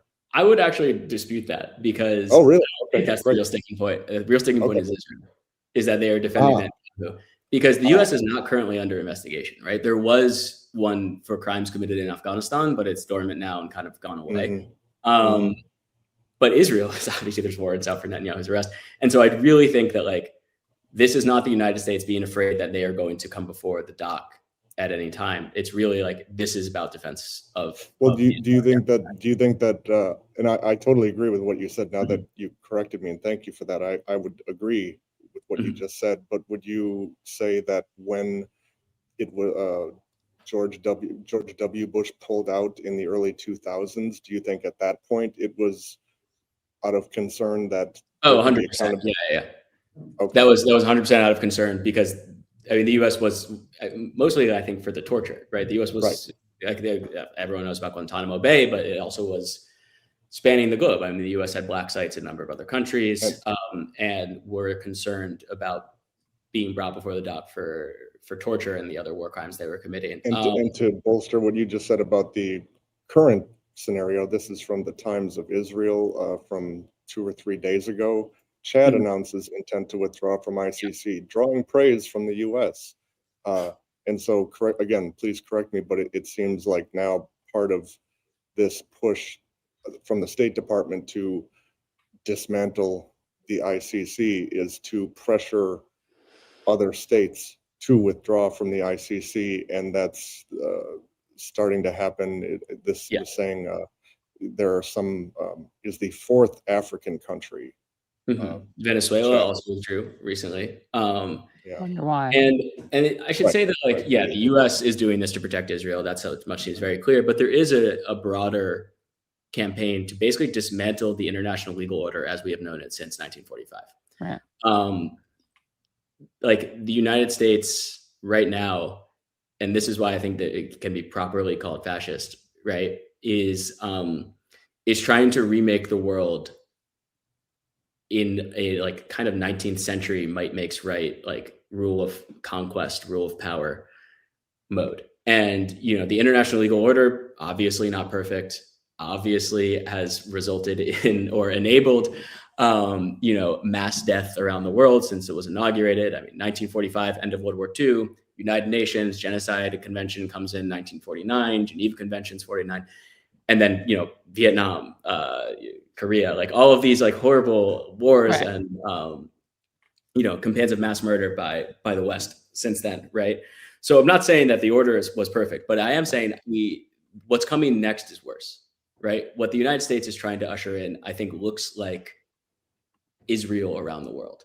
It looks like states committing mass murder with complete impunity and without even the the discursive tools to speak the same language of the law. I mean, that is what international law largely is. It's it's a discourse that creates norms, that creates global norms, and they're not always followed, and there's no central enforcement mechanism.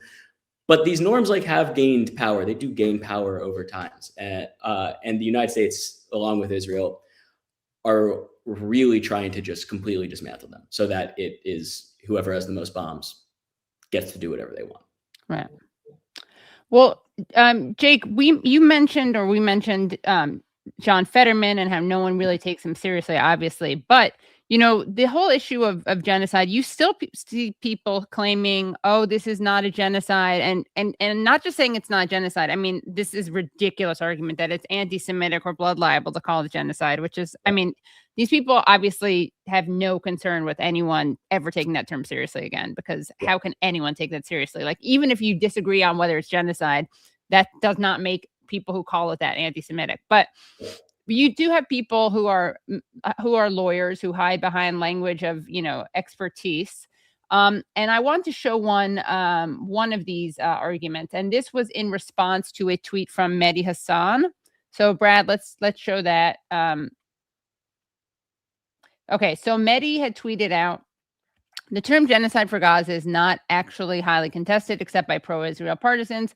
It is the near consensus view of genocide scholars, human rights groups, including Israeli human rights groups, human rights groups like B'Tselem, and UN investigators, rapporteurs, and commissions. Okay, and now here, let's take a look at the response to this. And this comes from someone named, hold on, let me just zoom in on this. Someone named Elliot Mallon, who is himself a lawyer. Okay. This, of course, isn't true for Mehdi Hassan. If you were to actually read these reports and understand what the law says about genocide, you'd understand that each of them failed to apply the jurisprudence. Amnesty's report said that the jurisprudence of the ICJ would likely preclude a finding of genocide in Gaza. B'Tselem's report states expressly that they use a, quote, broader analytical framework, end quote. The UN COI fails to apply the only reasonable inference test, not testing other possible explanations to the conduct of Hamas. Not a single one has tested the substantiality requirement to determine that in part, quote unquote, in part, destruction was the intended outcome. These reports and accusations are shams. They're lying to you about what genocide is and what's happened in Gaza. What this is circular logic, and it's ultimately illogical. But most damning of all for Mehdi Hassan is the fact that the now fired prosecutor of the ICC implied to him that the evidence doesn't support a charge for genocide, especially after his request for a warrant for the lower threshold crime against humanity of extermination was already rejected.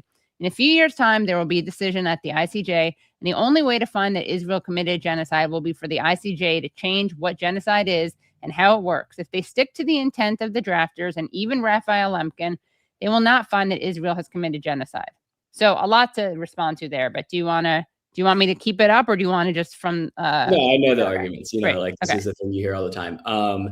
And this guy is either like illiterate or a liar, and with like hasbara people, sometimes it's both, right? Right. But what he's referring to is you see this a lot with hasbara lawyers.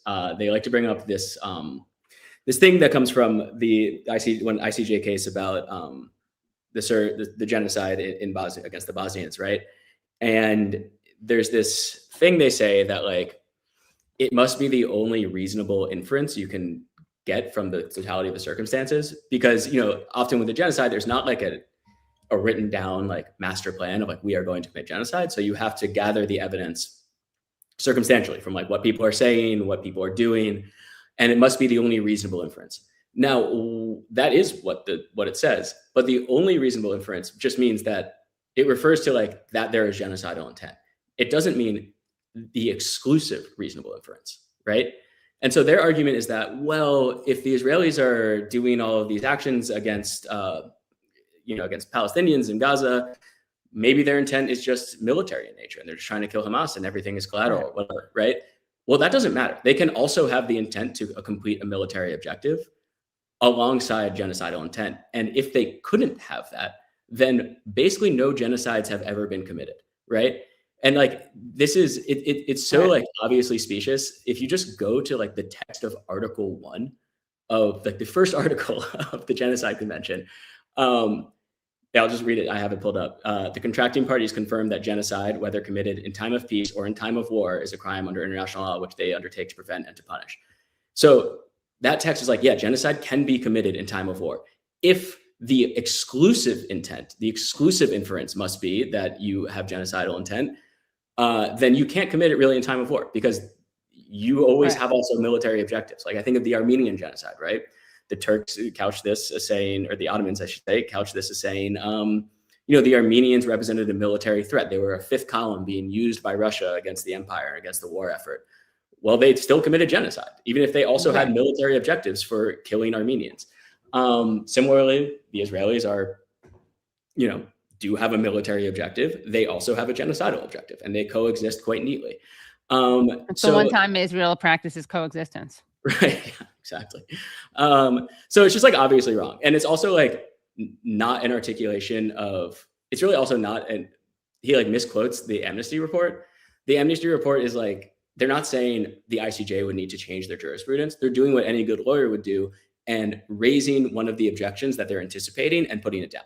And so what they're saying is there's a really restrictive reading you could do of that line in the ICJ case, and they know the Israelis are going to do it. So they raise it to say, there's this restrictive reading. Here's why it's wrong. Right. So like, that's what they're doing. And also like states agree that it's wrong. Like, there's this good article I'd recommend everyone read in Opinio Juris, which is this very prominent, well-respected legal blog, basically outlining that like what the ICJ meant by that statement, and also referring to how a number of state parties to the Genocide Convention agree with the very obvious plain reading of it, that like, this has to be the only reasonable inference you can make, but not the exclusive inference, right? Which is to say, you need to look at the totality of the evidence and say, the only reasonable thing I can conclude is that they are trying to commit genocide. And they can be trying to do that alongside any other goal. And indeed, the Serbia decision that they reference talks about how you can have multiple layers of intent and multiple motives for doing something. You have personal motives, financial motives. Let's think of a case that I like to talk about because it's an important case for corporate complicity, is this case against Bruno Tesch. And it happened in the post-World War II tribunals. It wasn't Nuremberg, if I remember correctly, but it was an American-British tribunal. And Bruno Tesch was this guy who he ran a company that produced Zyklon B. He was a Tesch bro. Sorry, I can't help you. So he produced Zyklon B, which people don't know was the pesticide that they used in the gas chambers. And his argument before the court was, I didn't have any intent to commit murder. I just wanted to make a buck. I just wanted to make money. And so what the SS did with the Zyklon B is none of my business. And the court returned the verdict saying, had they not been using this to commit mass murder, you would not have made a profit. And so that may have been your primary intent, was to make money, you also had the secondary intent to commit mass murder, because that is how you made your money. And so he hung, right? And like, under the Israeli, interpretation of international law, Bruno Tesch walks away scot-free. The man who made the pesticide for the mass murder in the Holocaust, right? Like, he goes away. He's fine. Right. And so it's just like obviously nonsense. Now to get to the other points that he raises, he talks about like the substantiality requirement. And what that means is that, so the genocide statute talks about it's a number of acts committed with the intent to destroy in whole or in part a group, like ethnic group, religious group, whatever. Right. And so the in part needs to be substantial, right? It's not just like, oh, I killed one guy for a discriminatory motive. That doesn't rise to it. And what they're saying is that, not that they're taking like the number of known deaths, which is 73,000 right now. Of course, it's obviously much higher than that. We know that it's obviously much higher than that.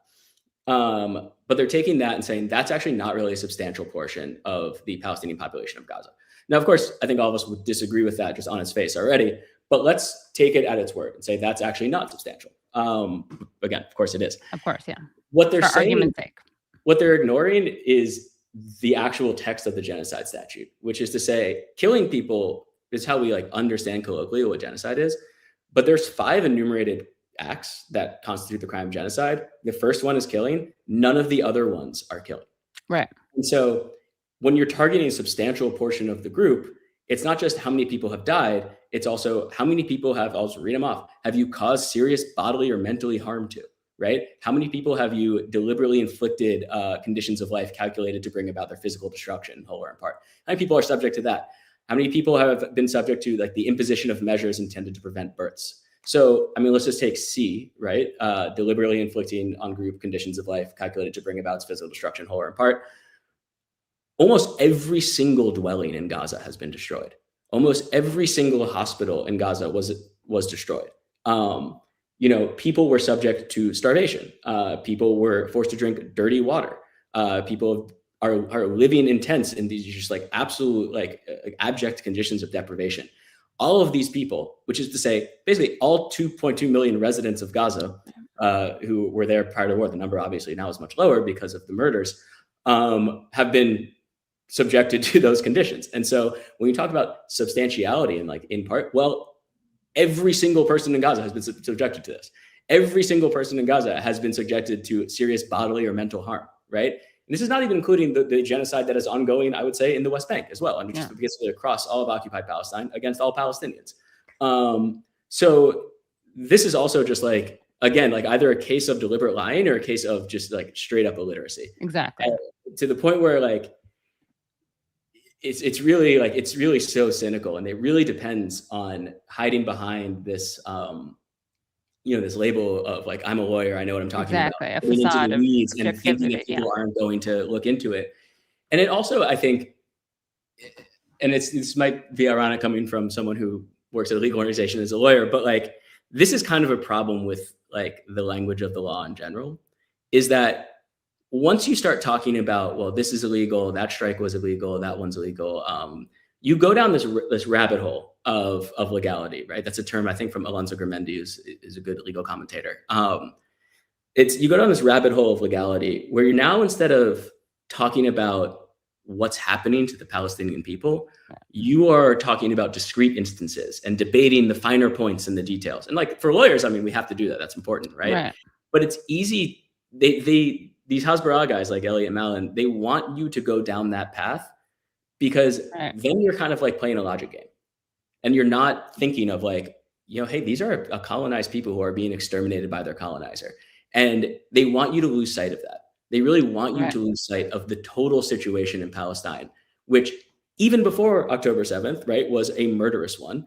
But like, even if Israel wasn't routinely committing mass murder against the Palestinians, wasn't routinely bombing Gaza and starving them, right? The situation would still be unjust because colonialism is unjust. It needs to be done away with entirely, regardless of these crimes. And so they want you to focus on the finer points of legality so that you miss the forest for the trees. Right. And they also pretend to be objective, and they pretend to be based in the law, and listen to me, I'm an expert. And I mean, the other thing is that like the same people who say it's not a genocide, it would be one thing if they were like, there are war crimes, but there's no genocide. These people never bring up the war crimes, right? They always misrepresent the law. They're like, oh, well, there was a Hamas person in this hospital, so obviously it's okay to strike. It's like, no, that's actually just a blatant violation of international humanitarian law. Right? Yeah, you're not allowed to do that. Yeah, they're like, so these people, I really hate the, like, I've said this on a recent episode, but I hate the combination of condescension and either stupidity or dishonesty, like what you said, illiteracy or disingenuousness. And the other thing is, Brad, can you throw that definition back up on the screen, please? Where, you know, with the 5 parts, the 5 elements of it. Because, or I mean, I can just say it, but you know, something that's significant is that it doesn't require, it says in the present convention, genocide means any of the following acts committed. That's right. Right. So it's not like you have to prove A through E for it to be genocide. And, you know, it's just so annoying and frustrating because obviously this is supposed to be actionable, right? That was it's like the convention to prevent genocide, right? It's not just, so obviously people want, I mean, the intent is to use it to stop it. And the other thing that people like to say as an excuse is like, oh no, the ICJ found that genocide was plausible. They didn't find genocide, but isn't that because it would take so much longer to determine that genocide is there than genocide is plausible? That the only possible way to reacting in a timely manner. Well, what they said was they said it in this roundabout way that the Palestinians have their claim that their right to not be subjected to genocide is a plausible one, so the case can proceed. And they would only say that because a plausible genocide is being committed, and the Israelis like to twist it around, right? But yeah, and it is the Convention on the Prevention and Punishment of the Crime of Genocide. And so the argument that, well, you need to wait until it's complete to do something about it, or to make a judgment on it, is utterly preposterous. It's not what the convention is for. And going back to that ICJ case, it was also had to do with Bosnia. It was the Srebrenica case that I was talking about. What they said was once genocide becomes a remote possibility, once the possibility of genocide is known or ought to be known, that's when all of the obligations kick in. Because the whole point is to prevent it from happening. Right. The whole point is that we don't want this crime to be committed. And the Israeli argument of well, we don't know if it's been committed yet because we haven't finished doing it is just it's obviously preposterous. Yeah, it's with the Salem witch trials, right? Where they would drown a woman, they'd throw a woman into the water, and if she drowned, she was not a witch. Right. Right. And if she didn't drown, she was a witch. So it's just basically how can we kill this woman / how can we kill Palestinians? Right. Yes, exactly. So what can you just mention? This is kind of nerdy, but you mentioned earlier that there's a point that Amnesty brought up that Israel would raise, and then they raised it, and then they debunked it. What do you know what that is offhand? Yeah, it's basically they were saying that so that only reasonable inference test that comes from the Bosnia decision of the ICJ, it's on page. I was just looking at it. I think it's on page I want to say 111. Of no 112. Just kidding. I have no idea. In any event, it's whatever. It's towards the end of the Amnesty report. I'm not going to get the exact page. So the end of the Amnesty report, and they're saying that the only reasonable inference test. They bring it up to be there is a reading of that line that the Israelis are advancing that is extremely restrictive and would basically preclude a finding of genocide ever.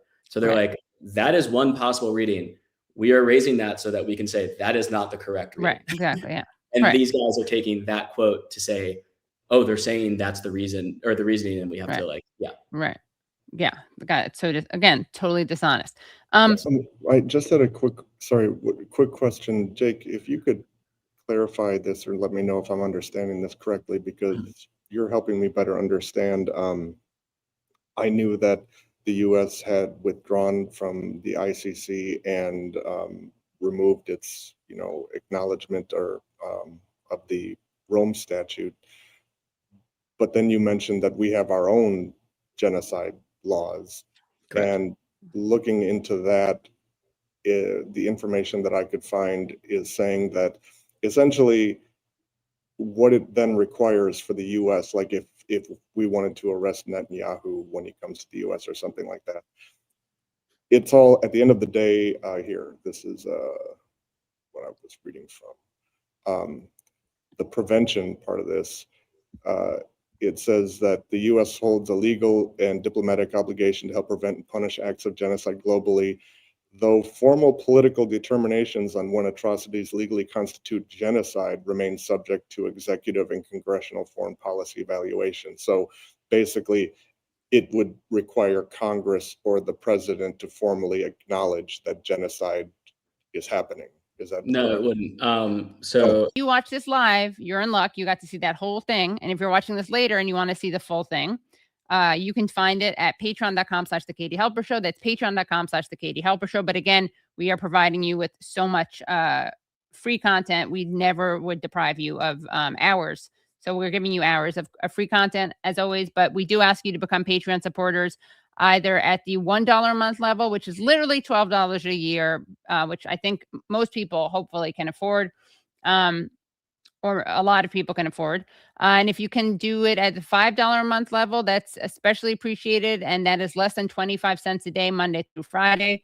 And that gets you access to all sorts of exclusive content, early release, bonus content, extended interviews. I'm going to just quickly read our recent Patreons. Okay, so Patreon meet. So since our last stream, thank you so much. What date was our last stream, Brad? What day was Tuesday? That would have been the 27th. Okay. And then before that was a Friday stream. That would have been what date? That would have been the 24th. Okay, great. So I'm going to read our recent. I'm sorry. ad. I'm sorry, Katie. The Tuesday would have been the 28th. Friday would have been the 24th. Okay, great. So thank you so much. Thank you so much, James, for becoming a member. Thank you so much, Stephen, for becoming a member. Thank you so much, Black Birthday, for becoming a member. Thank you so much, Levon. Thank you so much, Brandon. Thank you so much, Sean. And thank you so much, Carl. Again, please do subscribe. That way you don't miss any of these these streams. Please do become Patreon supporters or YouTube members. Please do like the stream. That's a free way to help.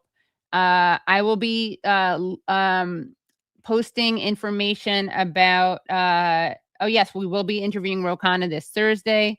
I believe at 6:30. We'll put a post about that. Also, I'll be posting information about this thing that we're doing on Sunday for Abdul el Sayed. We have 2 new super chats. Taharani Parker, thank you so much. And Brian, thank you so much. Looking forward to the Rokana interview. That was really wonderful. Anything else that we need to say, Brad? No. Okay, great. We will see you, I guess, Sunday and then next week. Thank you, Brad. Thank you, Nate. And thank you all for tuning in. Bye, everyone. I did everything right and they indicted me. And I don't know what the I'm doing. Antifa!